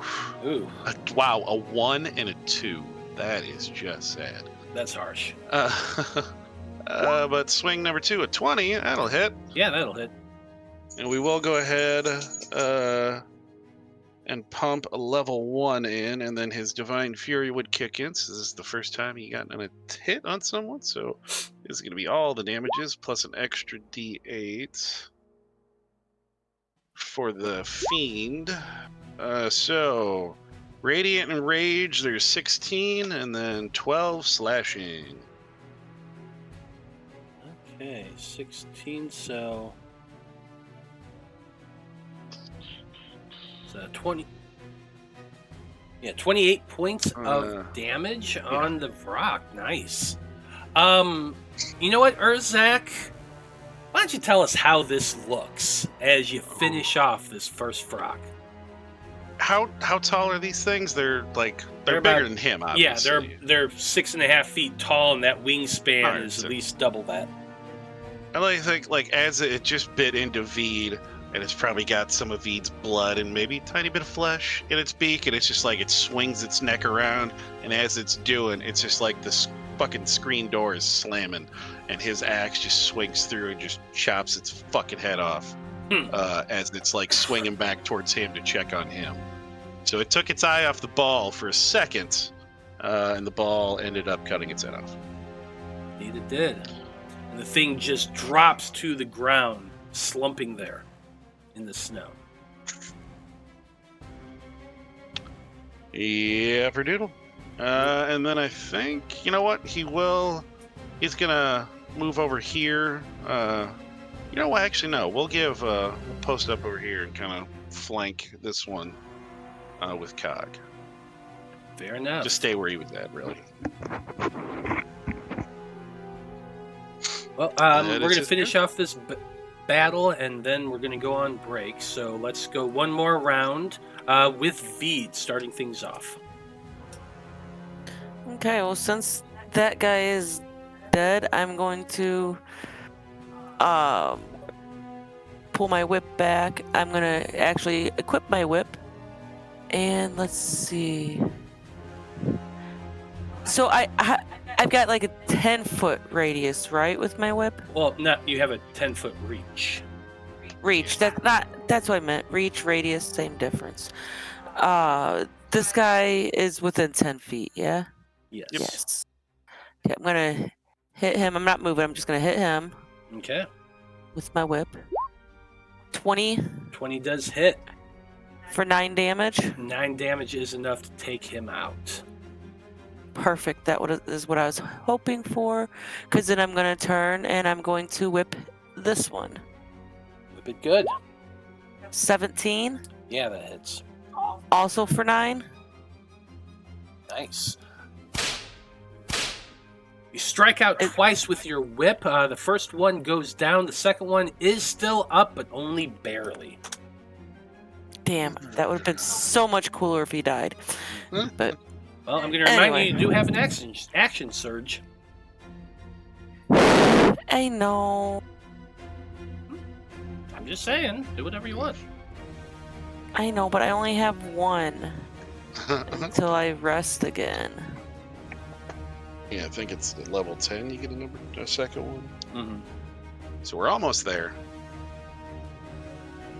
Wait, no, we are level 10. No, I think we're only 9, aren't we?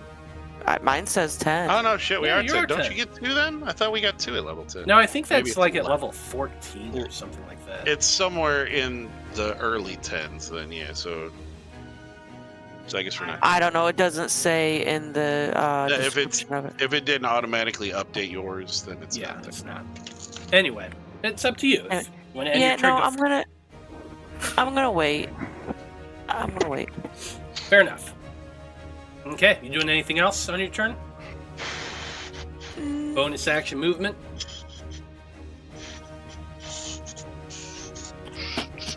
Actually, yeah. Let's see. I'll go 5, 10, 15, right there.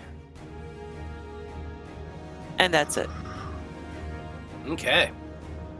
Corwan, you're up next. I think he's just about done with these things. So he's just gonna. No, I mean, we'll see if it hits. But he's just gonna do a good old fucking Cog's bad touch. And just fucking punch this thing right in its fucking face. I guess it's probably much taller than him. So It's no, a you lot said it's only taller. like 4 feet tall. You Yeah, said 4 it's like 4 feet. feet tall. Yeah. So yeah, he could reach up and get it. Maybe fucking Mario jumping up and hitting a block when he's a little guy. So Who you talking? so we're gonna go ahead and a 15. 15 does hit. And it's just gonna be level 1 because it's 12 necrotic. 12 Should is hopefully enough. take this thing down. Yeah. Do they dissolve in because they were shadows? Do they like dissolve back? Yeah, they into do a kind shadow? of poof Okay. down into like this. Well, it's not really a Alright. shadow. It's more like black sand almost. This dark kind of Alright. gritty ash that leaves an imprint on the otherwise fresh white snow.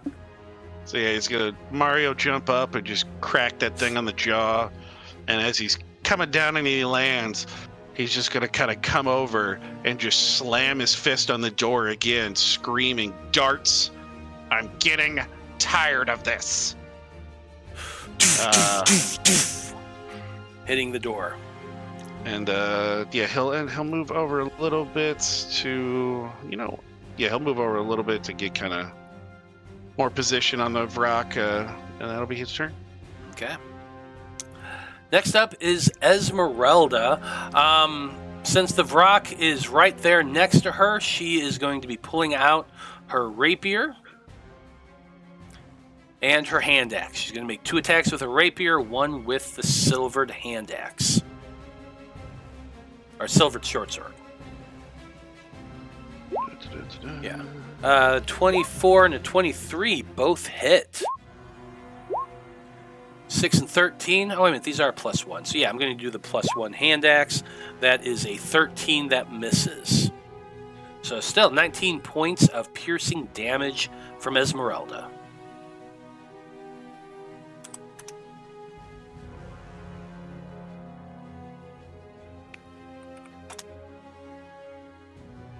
Danika, you're up next. Okay, following Esmeralda, Danika is going to take a swing with her silver hand axe. Oh, but she got an 11. Yeah, and unfortunately, 11 is going to miss. That's unfortunate, but that's okay. And I think that might be it for her turn. Okay. Well, with that being your turn, it is the Vrok's turn. Oh, wait. Before we get... Wait. Pause. Yeah. Pause. Pause. I just want to check something. I just want to see how far away this can reach.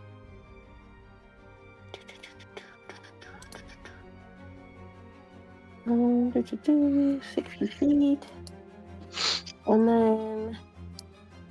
the door, right? The door is... right next to Corwan, right? Right over here? This one. Yeah, that is the door. Correct. Okay. Danika is just going to... oh, wait. I can't already use my action. Never mind. Pass.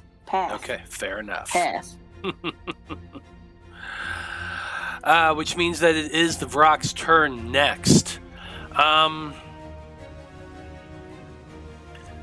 Esmeralda is the last one to attack it, so it's going to spin and attack Esmeralda. First with its beak, that's 24, that hits. The talons with an 11 does not. 9 points of piercing damage to Esmeralda with the beak.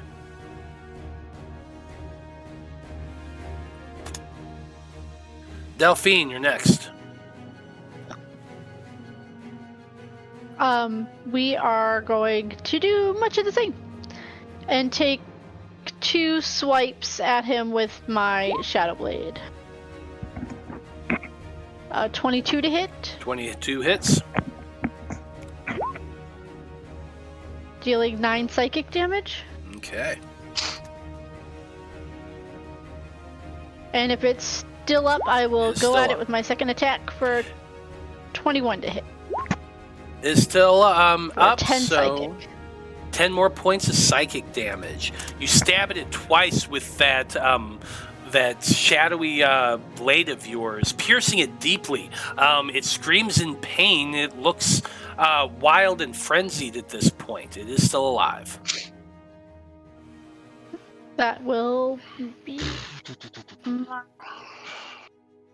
turn. I don't have any. Yeah, I don't have any bonus actions at the moment. Okay. Last but not least, Urzak. He is just going to kind of rush up to this thing, maintaining the 5 foot and then 10-foot radius for his aura for 3 of us, and just swing away. It's not. Oh, it's still Take care gets of it. advantage from the other one. That's 20. 20 does hit. And so he'll get Take care of that it, big guy. extra ray. So that's 18. 18 is enough to take this thing out. Urzak, tell us how this looks. He killed the other one. He's raging right now. He's got that bloodlust up in him. And he's just gonna run over and kind of jump up and he's still only using one hand because he's got the shield, but he's just bringing the axe down overhead and just slamming it down right under the back of its head as it maybe bellowed in pain from Delphine's attacks and kind of tucked in, and he's just coming down and taking another head for victory. And the thing falls to the snow, defeated.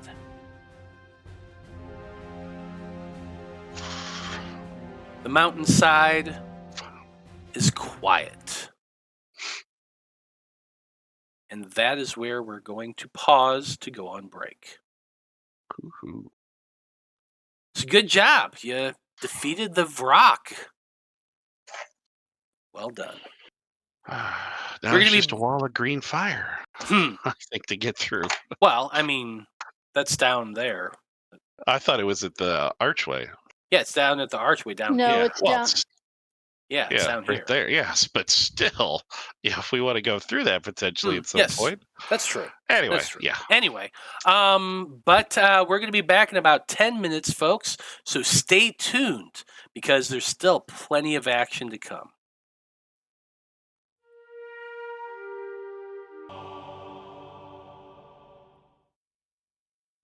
Howdy, everybody. We are back. And when we last left off, our heroes had just defeated the 2 demons and their summons, and have dropped them in the snow. All that's remaining are the 2 larger demon forms, but even those are slowly starting to dissolve away, leaving only an ashy black soot in its place. With these things now defeated, the area is quiet, other than the soft crackling of the green flames that block the guard tower, or the not the guard tower, but the guardhouse walls on this side. So, with that in mind, Conclave Expedition, what do you want to do? Danika automatically casts knock on the door. Okay. All right, that's Yeah. woke up and chose violence. Danika, seeing these creatures dissolve, just turns, looks at the door, and casts knock. Knock is an extremely loud spell. You hear a that just echoes across the canyon and the mountainside. But the door is blasted open. It swings inward, shattering what appears to be a large, old wooden beam that was blocking the door, keeping it shut and closed. With Danika. Oh, can I say something? No, go ahead. Go ahead. Danika turns to the rest of the group and she goes, "Oh, looks like he invited us in." You think? Yeah. All right. Let's go inside, I guess, since he was so gracious to invite us in. That is not the one. Just sticking his finger, and it's just ringing out his ear a little bit because it rings for it's just 300 feet. Loud knocks. Mm-hmm. So I guess Urzak, he's smarter than he looks. He'd ask, he's like, can one of you see if there's anything else magic-y could be hurting the door instead of just rushing in?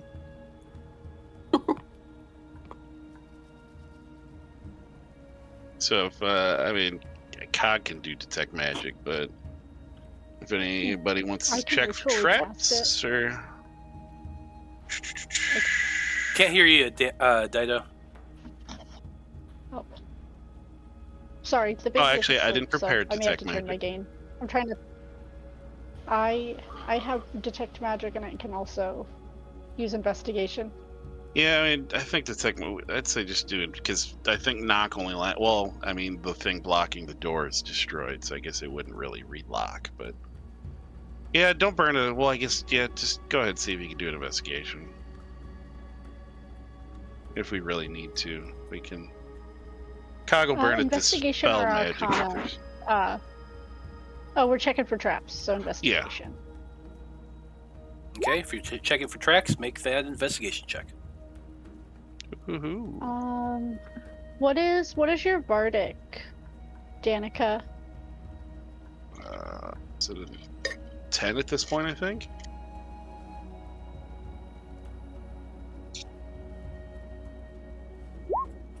I'm sorry, I keep talking and I keep forgetting the mic's not, but it is 10. Okay, so that's a 25.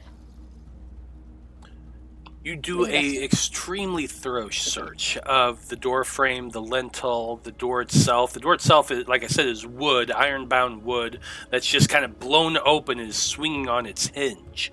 You can see that halfway into the room itself, there is that wooden beam, just a plank of wood that was keeping the door closed. It's now shattered, and splinters are littering the ground.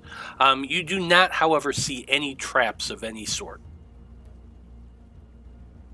I am very certain that there are no traps. All right. I'll go in first. And did what? Oh God, Marty, don't listen to this session. That was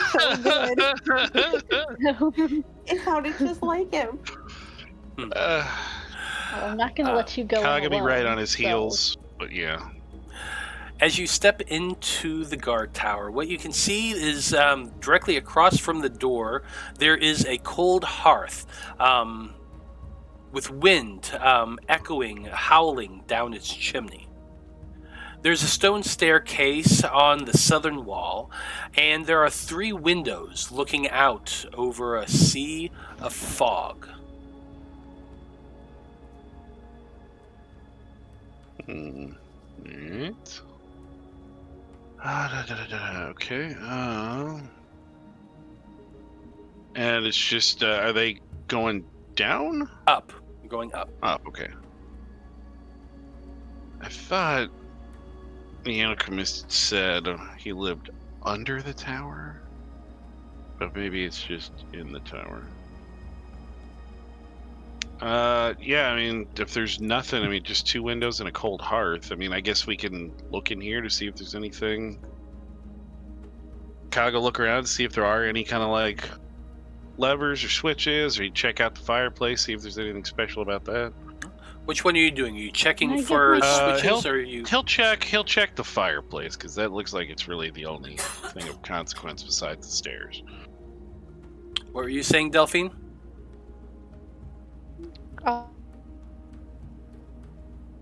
Yeah, you're like I'll chopping check. in and out. Well, the wall. You're chopping in and out. I'm having a hard time hearing you. I know, I'm trying to fix it. Oh, gotcha. Okay. So you said you're checking the walls for switches. Is that right? He'll check the fireplace, Well, yeah. because You I mean, said, I heard you, Oh, okay. Cog. Gotcha. I'm asking Delphine. You're checking for like switches or stuff along the walls. You said. Thumbs up if I'm right. I'm gonna check the floors for like a secret door, like a trap door or something. Got it. Okay. Go ahead and make your investigation checks. Cog would guide himself. Yeah, Delphine would do the same thing.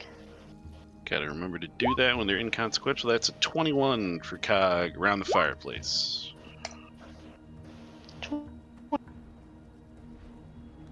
Okay. Or 6. Delphine. Delphine, with your 26, you do a thorough search of the floor. It's old. It's dusty. There's not a lot beyond your own footprints. However, there is something that you do notice is that right around this area over here, you don't see anything that like gives you any anything that looks like a trapdoor or anything like that. But you do notice that like the dust there is much more shallow than it is in the rest of the guard tower. There is still dust there, but it's definitely not nearly as much. It's spread out more, almost as though somebody at some point had moved around in that area and then left again, and then more dust settled over it.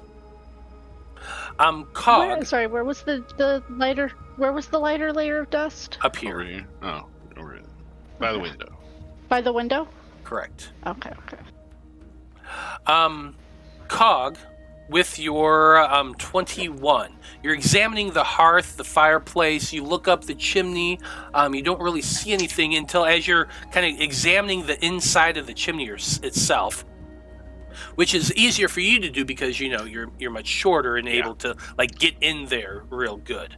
You spot at the very back, just up, where like line of sight would obscure it if you're standing in the room itself.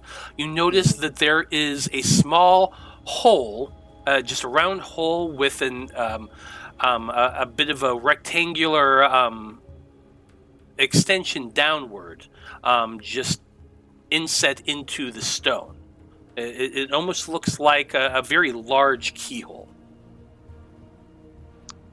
All right, and we haven't picked up any kind of like key-like objects, right? I don't recall. Have you? I don't have anything on my sheet, but let me look. Where's the player stuff? Delphine, you might know off the top of your head.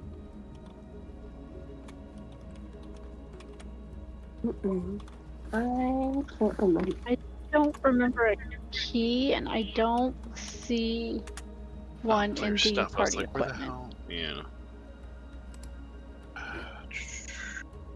No, yeah, portable hole, large glowing emeralds. Sculpted piece of amber shaped like a flame. No. Yeah, I don't see anything. And I don't have anything on my sheet in particular. Probably not. Wait, why do I? I was just wondering if it was one of the things that we picked up. We're like, oh, what's this? And yeah, I mean, I don't remember us picking up a key. Yeah, he'd pointed out though. He's like, yeah, it does look like something can be kind of screwed in here. Maybe, maybe the dust over there. Maybe there's some kind of, maybe there is something there, but we just need some to activate it. I mean, you gotta think if he's coming and going still, that it's gonna be on him. But maybe there's something else up in top of the tower that we can look for and find. Yeah, but also if he was coming and going, we would see signs in the dust. Well, he said that the dust, it looks like someone had kicked up dust and maybe left or maybe came back, and the new dust had settled, but it's lighter than the rest. So it's definitely some kind of movement has happened in here, and you can't imagine that. It's got to be probably within the more recent past. Someone wants the window's not broken or anything, right? No, the window's not broken. It is leaded glass. It's a little difficult to see through, but you can see through it. If someone wants to attempt to read the scene and examine the floor and all that, I will allow a survival check. And I got a 5. I got +9. Yep, it's on you. Yeah. How's That's good. I was gonna say cog being low to the ground would help you, but you don't need it. So, everybody being in this tower is actually a little bit to your advantage, Vide, because as they're stepping around and examining, they're making indent footprints in the dust. You can see their tracks quite clearly. And if you ignore their tracks and just focus on the less dust in that area and begin searching and just kind of looking about, looking for areas where it's a little less dusty than that, it appears as though there is a trail leading from that door, from that space, that window, to the door and to the staircase. It's hard to tell which was the most recent path, but there is a bit of a triangular trail between this spot and the door and the stairs and the stairs and the door. Okay, and I'm going to point that out. I'm like, okay, there's definitely something in that spot up there that is important, or was something important. So maybe do a further search in that spot. Can I like do a closer search, or would a 28 give me any more detail than that in that specific spot? Everything that you've rolled has given you all of the information you're going to find in this area, as near as you can tell with that 28. Gotcha. Okay. Well, I'll still let them know that spot, something was important there at some point. Don't know if it still is, but also definitely something's upstairs. We might want to go start looking upstairs. Okay. Can the window open, or is it just a shut window? Can you open it? You cannot open it. It's Okay. like you can see that the masonry has kind of been built around it to keep that leaded glass in place. Okay. Okay. Then Danika is going to start heading towards the stairs. Okay. Is everybody following Danika? Yeah, Kag'd follow. Yeah, I would too. What the heck? Yes. You begin making your way up the stairs. I'm going to move you to the next stage of the map. As you're going up the stairs, Esmeralda says, I'm going to wait here at the door and make sure that nothing or no one comes up and follows us. Alright. Ooh, nobody has an alarm spell, do they? Nah.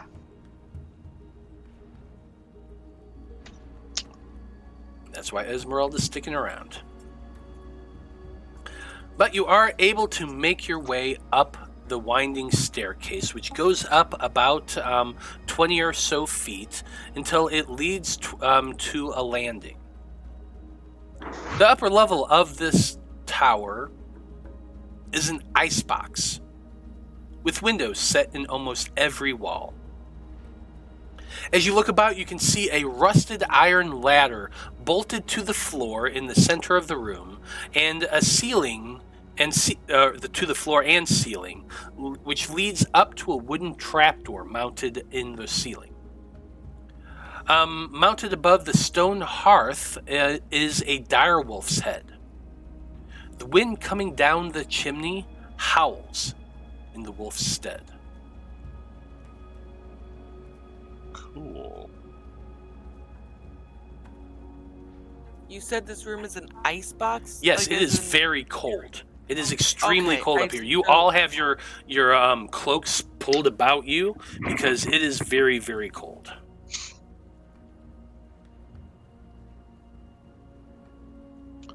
Like, unnaturally cold? Well, we are in the mountains. Oh, okay, that's fair. Yeah, you are on a snow-covered mountain right now. That's right. I forgot. And that there's no there's hearth no- burning, so... Yeah, there's no fire burning in the hearth. You said the direwolf's head. Does it look like it has it got like, was it stuffed quite a long Yeah. time ago, or... Okay. That would be a nature check. It's a good old plus. Or survival, I suppose, either or. Oh, shit! That's 21? It actually looks very old. Like, judging based on how ratty the fur looks, how the polished marbles for the eyes have kind of lost their luster, and the dust coating the thing, you would estimate that it's probably around 40 years old. So it was a poorly done job, and it's sad because it's old and covered in dust and its eyes are going blank. God, this direwolf really got fucked. Other than that, I guess, he'd check out, is when you look at the fireplace, I'm assuming it's not like a 3-tiered, where it just goes straight up. I'm assuming there is a basin to put like firewood. Well, yeah, stuff. so there is a basin to put a Okay. firewood. Give me an investigation check real quick. He would guide himself. So 15. Okay. With your 15, you examine the hearth and the fireplace. There is just a flat piece of stone that's there that you can like put a fire in, and in fact you can see like the ancient remnants of fire, just scorching along the back and the sides and the basin. There are like some holes drilled towards the back, which would allow smoke to go up and continue on further up the chimney. And so this fireplace tunnel does appear to be connected to the one on the lower level, but with just very small holes. Okay. So the smoke can still get out from below, but you're not going to fall through, or nothing will. Right. Correct. Was there another keyhole like the one down below, or you do not see one? All right, so there's just something down there.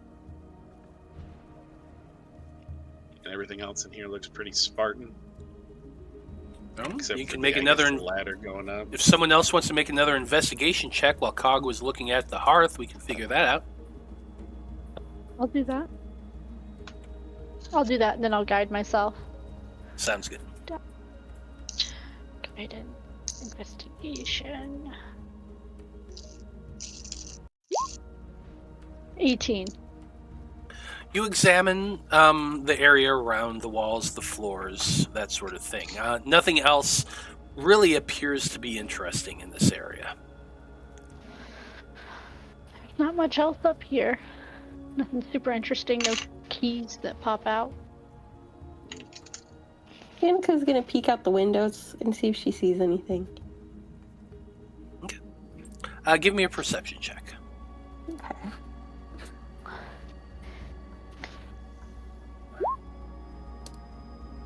An 8. It is very dark out there. I mean, I'm going to remind you, it is still the dead of night. You estimate probably around 10 o'clock in the evening, thereabouts. Skies are dark. The area is dark. The only light you actually see is the green flames at the guardhouse and the light coming off of Urzak's shield. So really all you can see is just a horizon of mist, pretty much everywhere else other than the side of the mountain you are currently on. Okay. So And I ritually cast Detect Magic and just take a walk around up here and taking a look at that keyhole to see if it's an arcane lock. Like a No magical keyhole. lock. There is no keyhole in this The floor. keyhole was on the first. No, downstairs. Oh, got it. Okay, so you're going to Like first pause. I'll do like check up here and then I'll go downstairs to check the keyhole to see if Got it's it. magical. Got it. Okay. So you're pausing and taking 11 minutes, technically, to cast Detect Magic. Is anybody going to do anything during those 11 minutes, or are you all just kind of chilling and sitting there and waiting to see what happens?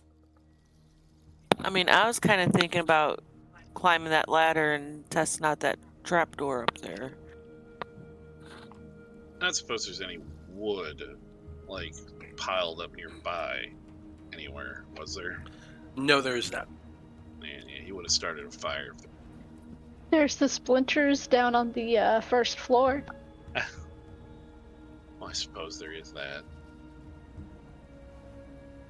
I mean, he can create. I guess. Well, I mean, we'll see what he can do. Because I mean, he's got creates fire, I think. Or no? What was the thing? Oh, no, I guess it was Druidcraft. I think can make small bonfires. But I remember the last time we did that, and it doesn't go well. So made like little bad stuff happen. First and only times we've ever used it. So yeah, he'll just hang out. Okay. Maybe take notes on things he just like scribbling in his book that he probably always is doing his notes, just updating his log. Okay, so you are all pausing and just waiting, other than Vide, who's going to attempt the trapdoor. You climb up that rickety ladder. It's, well, what did I say that was? It's a rusted iron ladder. So, like, you put your first foot on it, it's fine. You put the second one, it kind of wobbles a little bit. You put your next one, and you continue rising higher, and it wobbles a little bit more, but it seems to be able to hold your weight. You get up to the trapdoor and give it just a tentative push, and nothing.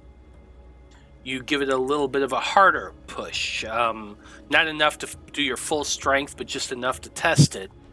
Does not budge. Do you attempt to, do a little force and make an athletics check to open the door, or are you good for him at the moment? Can I do like an investigation to see if like I see any like a latch or something on this side that would potentially maybe I could open it or you unlock it or something? Yeah, make an investigation check.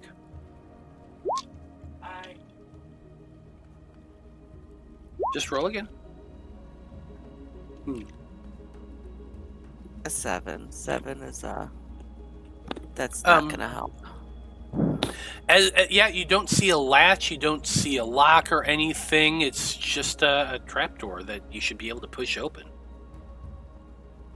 Okay, well, with my +0 athletics, I'm gonna give it a try. I mean,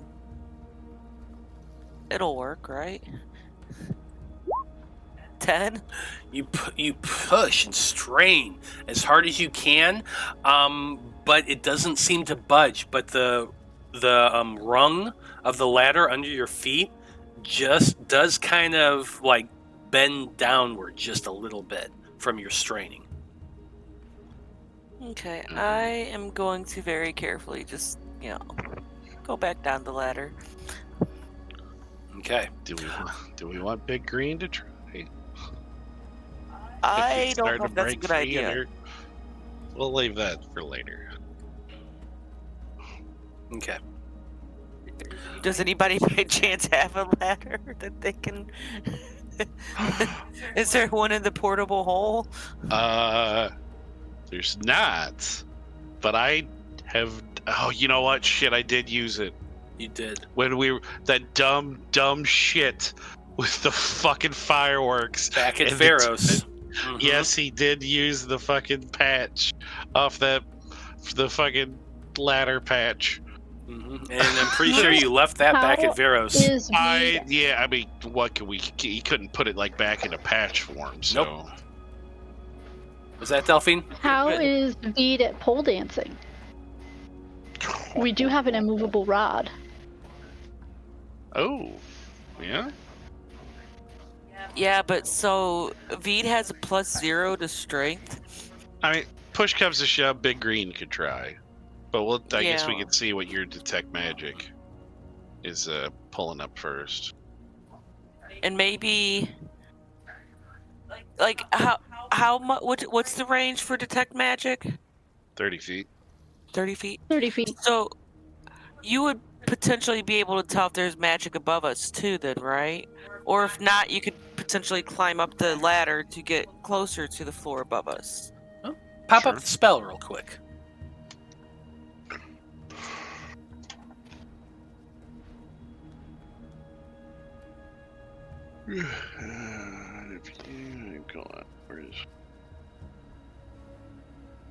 Because like when they say radius, is it just like... Okay, so you can sense the presence of magic within 30 feet of you. You can sense magic in this way. If you sense magic in this way, you can see it. You can use your action to see a faint aura around the visible creature or object. The spell can penetrate most barriers, but is blocked by 1 foot of stone, 1 inch of common metal, a thin sheet of lead, or 3 feet of wood or dirt. So keep that in mind. So then the question would be, how thick are these floors? Make for me a survival check. Me? Sure.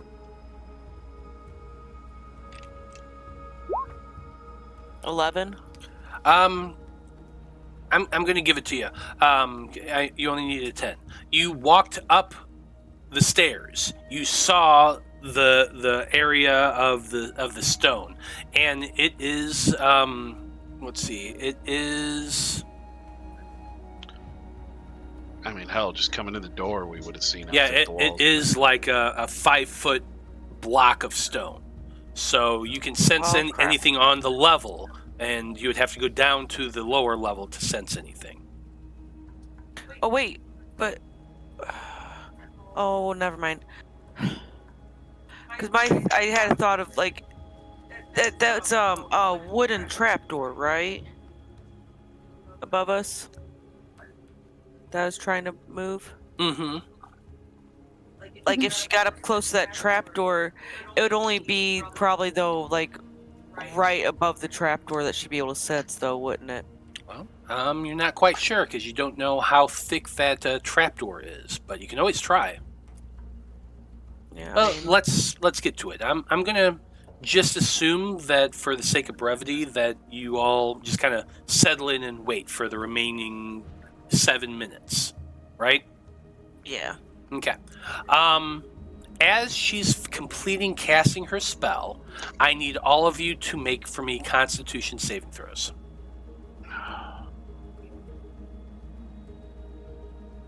Everybody gets +2. 15. So it's 13 for Cog. And for Urzak. 23 for Urzak.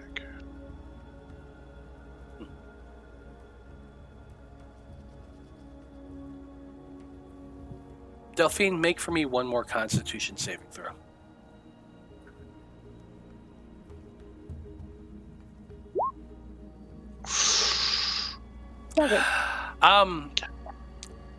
You complete your spell.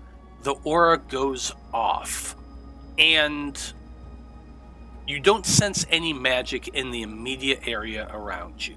I imagine you're kind of sitting in the center of this this chamber while you're doing this.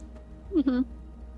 Yeah. But as you are casting the spell over those 11 minutes, you are getting colder and colder and colder. Your cloak was about your shoulders, but you're moving your hands, you're sitting on the floor, your butt was getting numb and cold, the air around you is beginning to creep in, and as you finish the spell, you begin to feel your teeth start to chatter. You're beginning to catch a chill, and your whole body begins to like shiver uncontrollably. You are beginning to, you're in the first stages of hypothermia. Your body's chilled, you're shivering, you've been in the snow for quite a while with little more than your cloak to keep you warm. And in that moment, the chattering in your teeth, it's too much, and you are unable to continue to hold on to the concentration of your spell. And it drops. And you're just left there shivering. And I really wish Urzak was here right now, for real. Oh, hey baby, I'll put my arm around you. Hold you close.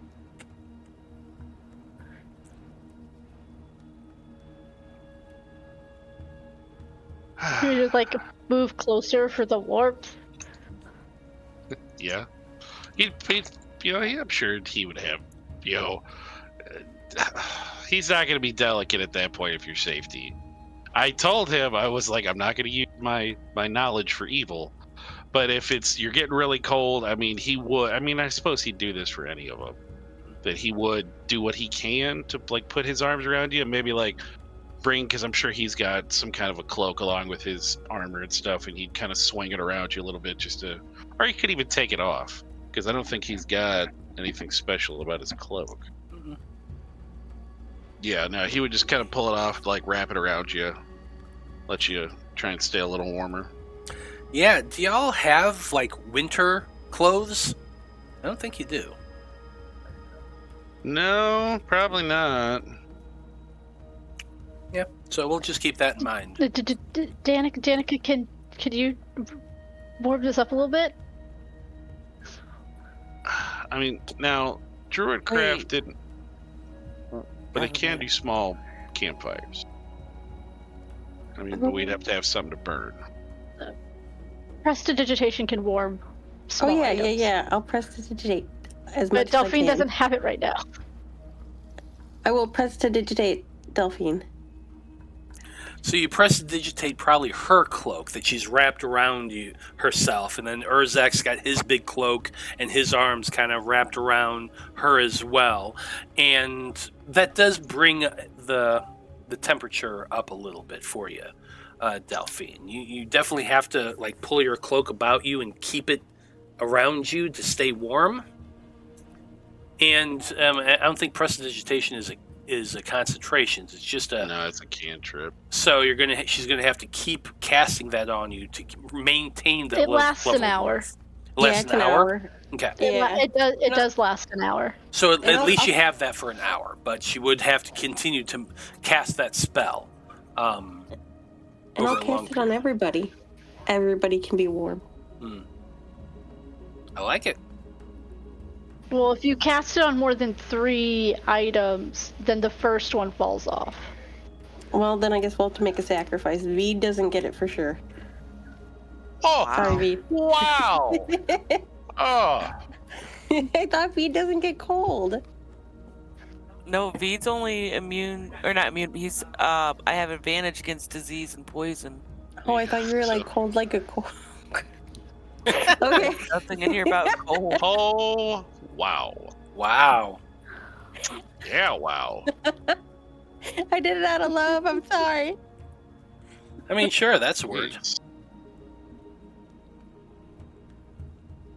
What? Just Just because be on a I'm rotation. just because I'm dead means I don't have feelings? Wow. And everyone just stares at Vide for a moment.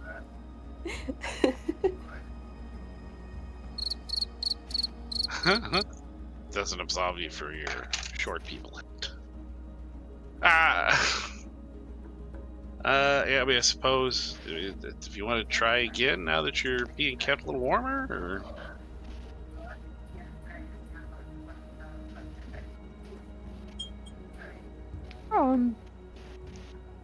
Do we want to go back downstairs? Maybe I could try. I mean, if we had, yeah, we could break up the wood that was, how big was the beam? Let's call it let's call it a 4x4. Okay. That's about let's call it 3 feet long. Yeah, not gonna get much out of that. No, but you could get some kindling Yeah. and maybe a couple bigger pieces that would burn for a little bit. Like it's not perfect. And it's not gonna last the night. No, it might yeah, it's. last an hour. Or two. I mean, if we were gonna go the night, Delphine could just toss up the hut, and that is temperature controlled. So, yeah, Cogwood, using Druidcraft, he can create little create little campfires, or he could start them. So he'd get the fire going. At least we could all sit around the fire at the bottom. Well, Delphine does the spell. So you make your way back downstairs, collecting the beam and the splinters and everything. You gather it into that. Are you going to put it in the fireplace where you found the key, or are you just like starting one in the middle of the room? I mean, it is a fireplace, and we don't have the key. I mean, Cog will be like, does anybody think it's a bad idea? I mean, I could start it in the middle of the floor.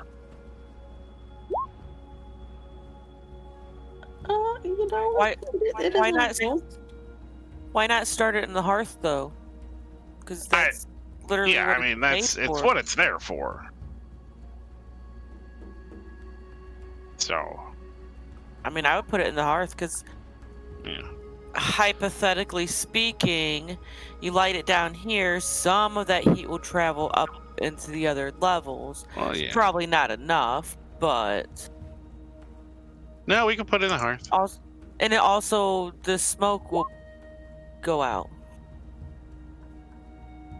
Well, I mean, at this point, is that really a big concern? I mean, that knock was Yeah. 300 feet around. That was, Well, if but anything's do we? close, it's gonna hear it. Is it Do you guys evening really now? want a smoke-filled room to have to navigate through, though? Mhm. Well, it's gonna stay on the hearth. There's holes in it. yeah. There's holes on the. It's gonna Yeah. stay within the chimney, Okay. Well, unless yeah. somebody closed the flue, with Oh, the let's- the flute. And I mean, Flue, do yeah. they have them? With this type of technology, I guess potentially they probably had some kind of mechanism. But I mean, I think we'll risk it. Well, look. Speaking of knock, do you just want me to knock on that trap door? I think it might be overkill. I think it's just we need to push a little harder on it.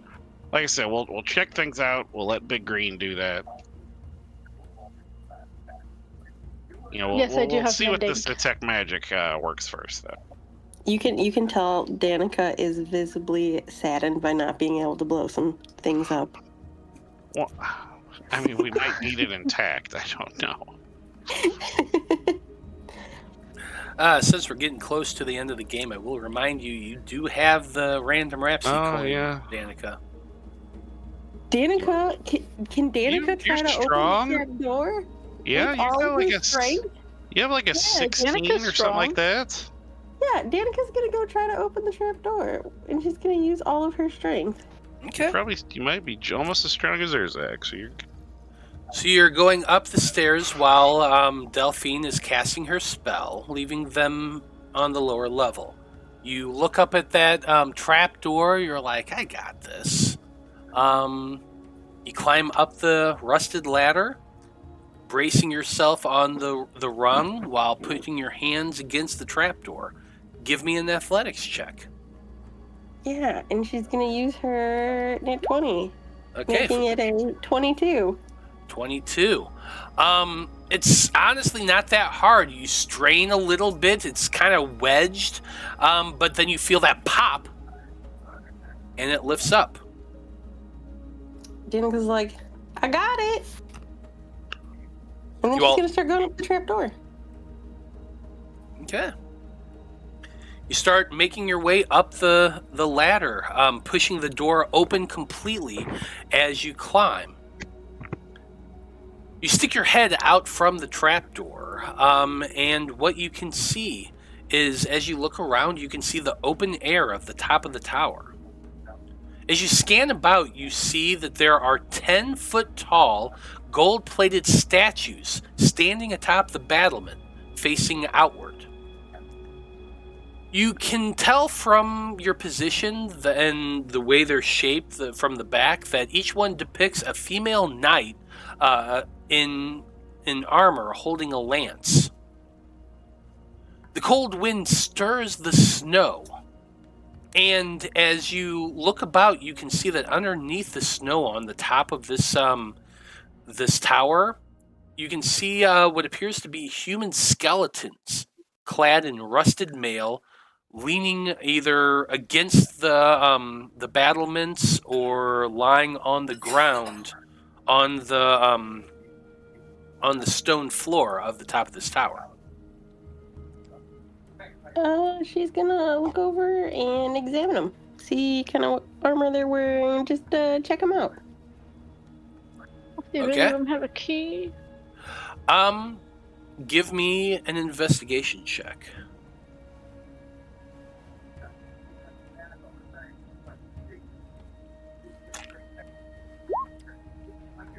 A 13. 13. It appears to be like the skeletons appear to be wearing rusty old chainmail. You walk over to one and begin brushing the snow away, and you can see a rusted metal helm on top of their head, chainmail that's just rusted solid, clinging to the ribs of the skeleton. They look humanoid, probably human. But as you're standing there looking about, the swirling snow about you begins to swirl up and coat each of the statues, you see figures step out from the snow. The snow assumes the form of a thin, young girl, its hair billowing in the wind. The wind howls at you as you're standing there staring at it. And you hear a strange voice.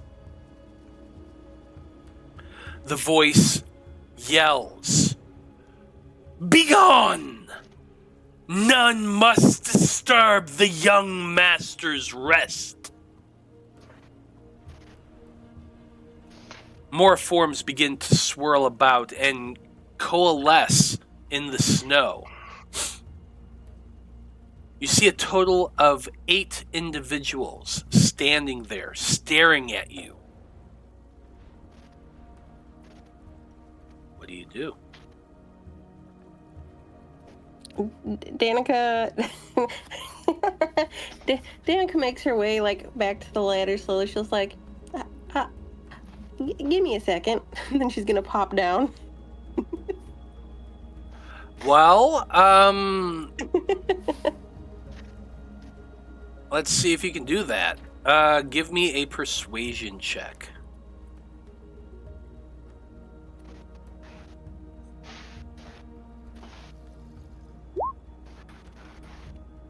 At least a 21.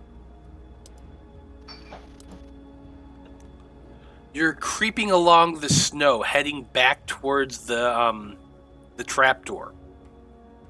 And you say, just give me a minute. And begin to hurry towards that open trapdoor. You're able to push yourself down onto the ladder and hastily climb down it to the lower level. The individuals above don't seem to move at all. They just watch you as you hurry down the ladder. But when you reach the bottom, the lower level, the trapdoor slams shut. Do we hear that downstairs? What's your passive perception? Cogs 19. 15. Your passive is 19? It is 19. You would have heard the slam of something above you. I'm gonna start making my way up the stairs then, because I mean, if I hear that, knowing that, I'm assuming I saw her go upstairs, so You did see her go upstairs, and then you heard a few minutes later a slam. So you go running up the stairs to see her, and you do see Danika climbing down the ladder. Okay, I'm gonna ask her what's going on. What was all that? Danika's gonna be like, well, I opened the trapdoor. I went up there. There was 8 of these ghostly figures. They told me, not to disturb the young master, and then I went back downstairs and it slammed shut. That's about it. Okay. Definitely think we should go back down and tell everybody else. So maybe we can just go back up there as a group and deal with this, because I'm assuming the young master is gonna be Dharts, if this is the tower that he is in. Young is a stretch, but yeah. Oh, is he old? Maybe I at don't some know. point he was young. Vide, you make your way down, followed by Danika. About the same time that Delphine finishes her spell. Your magic, your detect magic expands outward from you. And as always, you detect the magic being held by your companions. Nothing else pings as magical.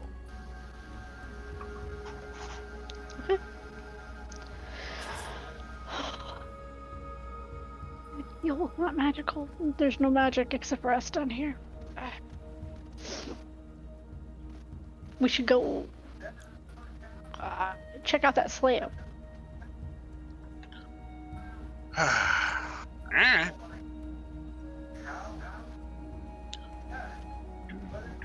Yeah, I guess they can all go back upstairs.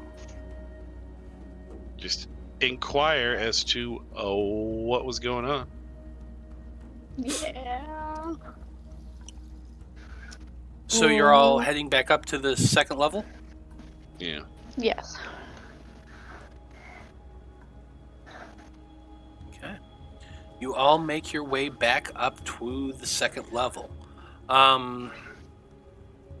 As you're reaching that level, Delphine, still don't detect any magic.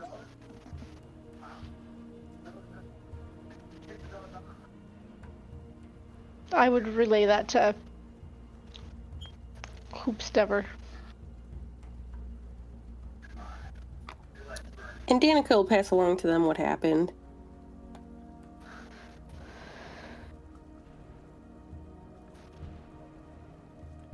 What are your all thoughts?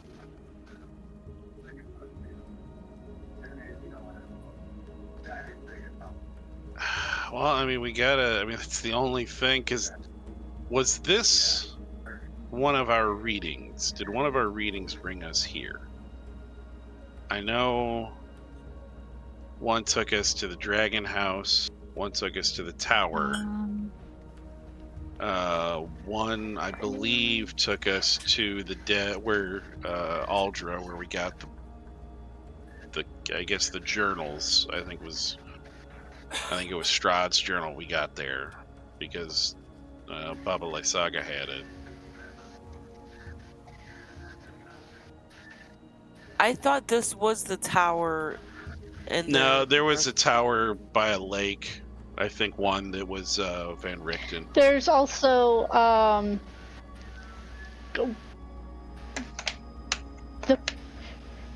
your greatest ally will be the last of a noble bloodline. His body was broken, and so he sleeps and recovers beneath a tower in the snow. Okay, that's what we're at then. This is a tower in the snow. And they said the young master sleeps. They may have is our what key. she said. Yep. Ooh. I think we might have to take a trip back up there. They may have the key. Yeah, let's big green in front. Let's go back up. Maybe do mending on the steps that are a little rough. Yeah. And yeah, I guess Urzak would be first, and he would push the trapdoor up. I will be right behind in my blade song. I guess a strength athletic check for that. Well, Delphine, is it Delphine who has mending?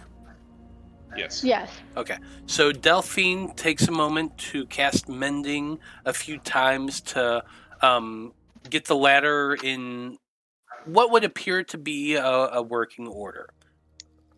Urzak would then climb up first. Give me that athletics check, Urzak. Guidance. I'll cast guidance on Urzak. So, I mean, that's pretty good. We'll get that D4 just in case. So 20. Well, good. Good news is you didn't roll above a 20, so you're not going to break the ladder.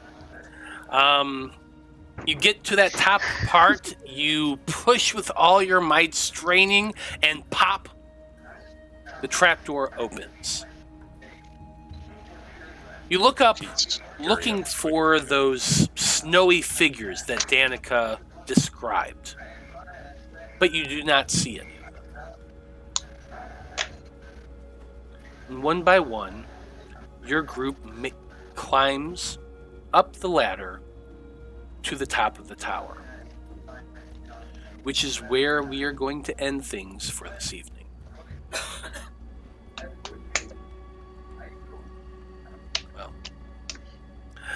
Well done, everybody.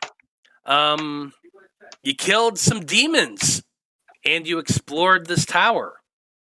Still haven't found Dharts yet, but you never know. Hopefully, you might get to do that.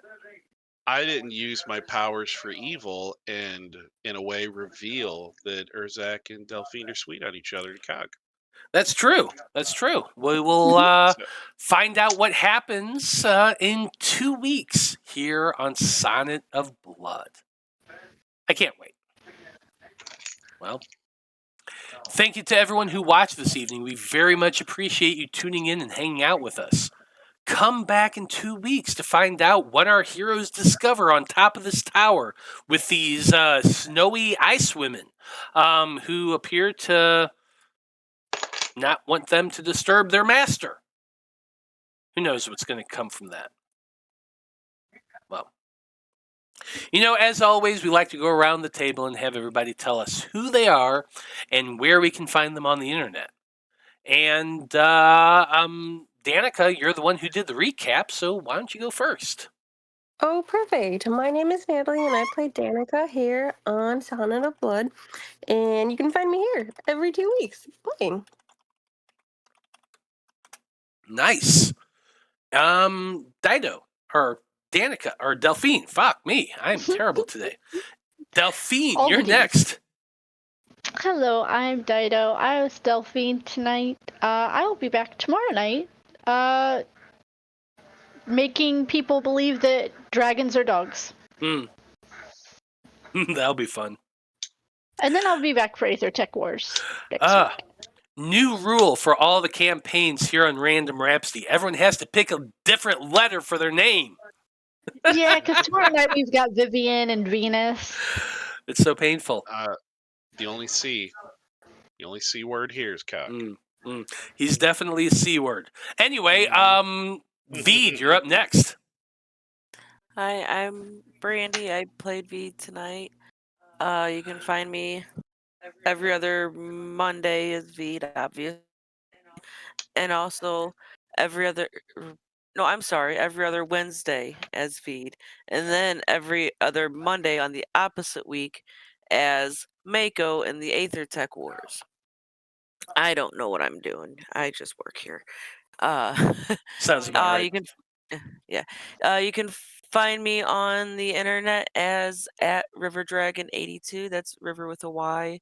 I'm on some of the socials. If I'm there, that's what I'm at. So, yep, that's about it. Fair enough. Well, Cog, you're next. I have been Corwan Oliver Goodwood tonight. Name is Joe.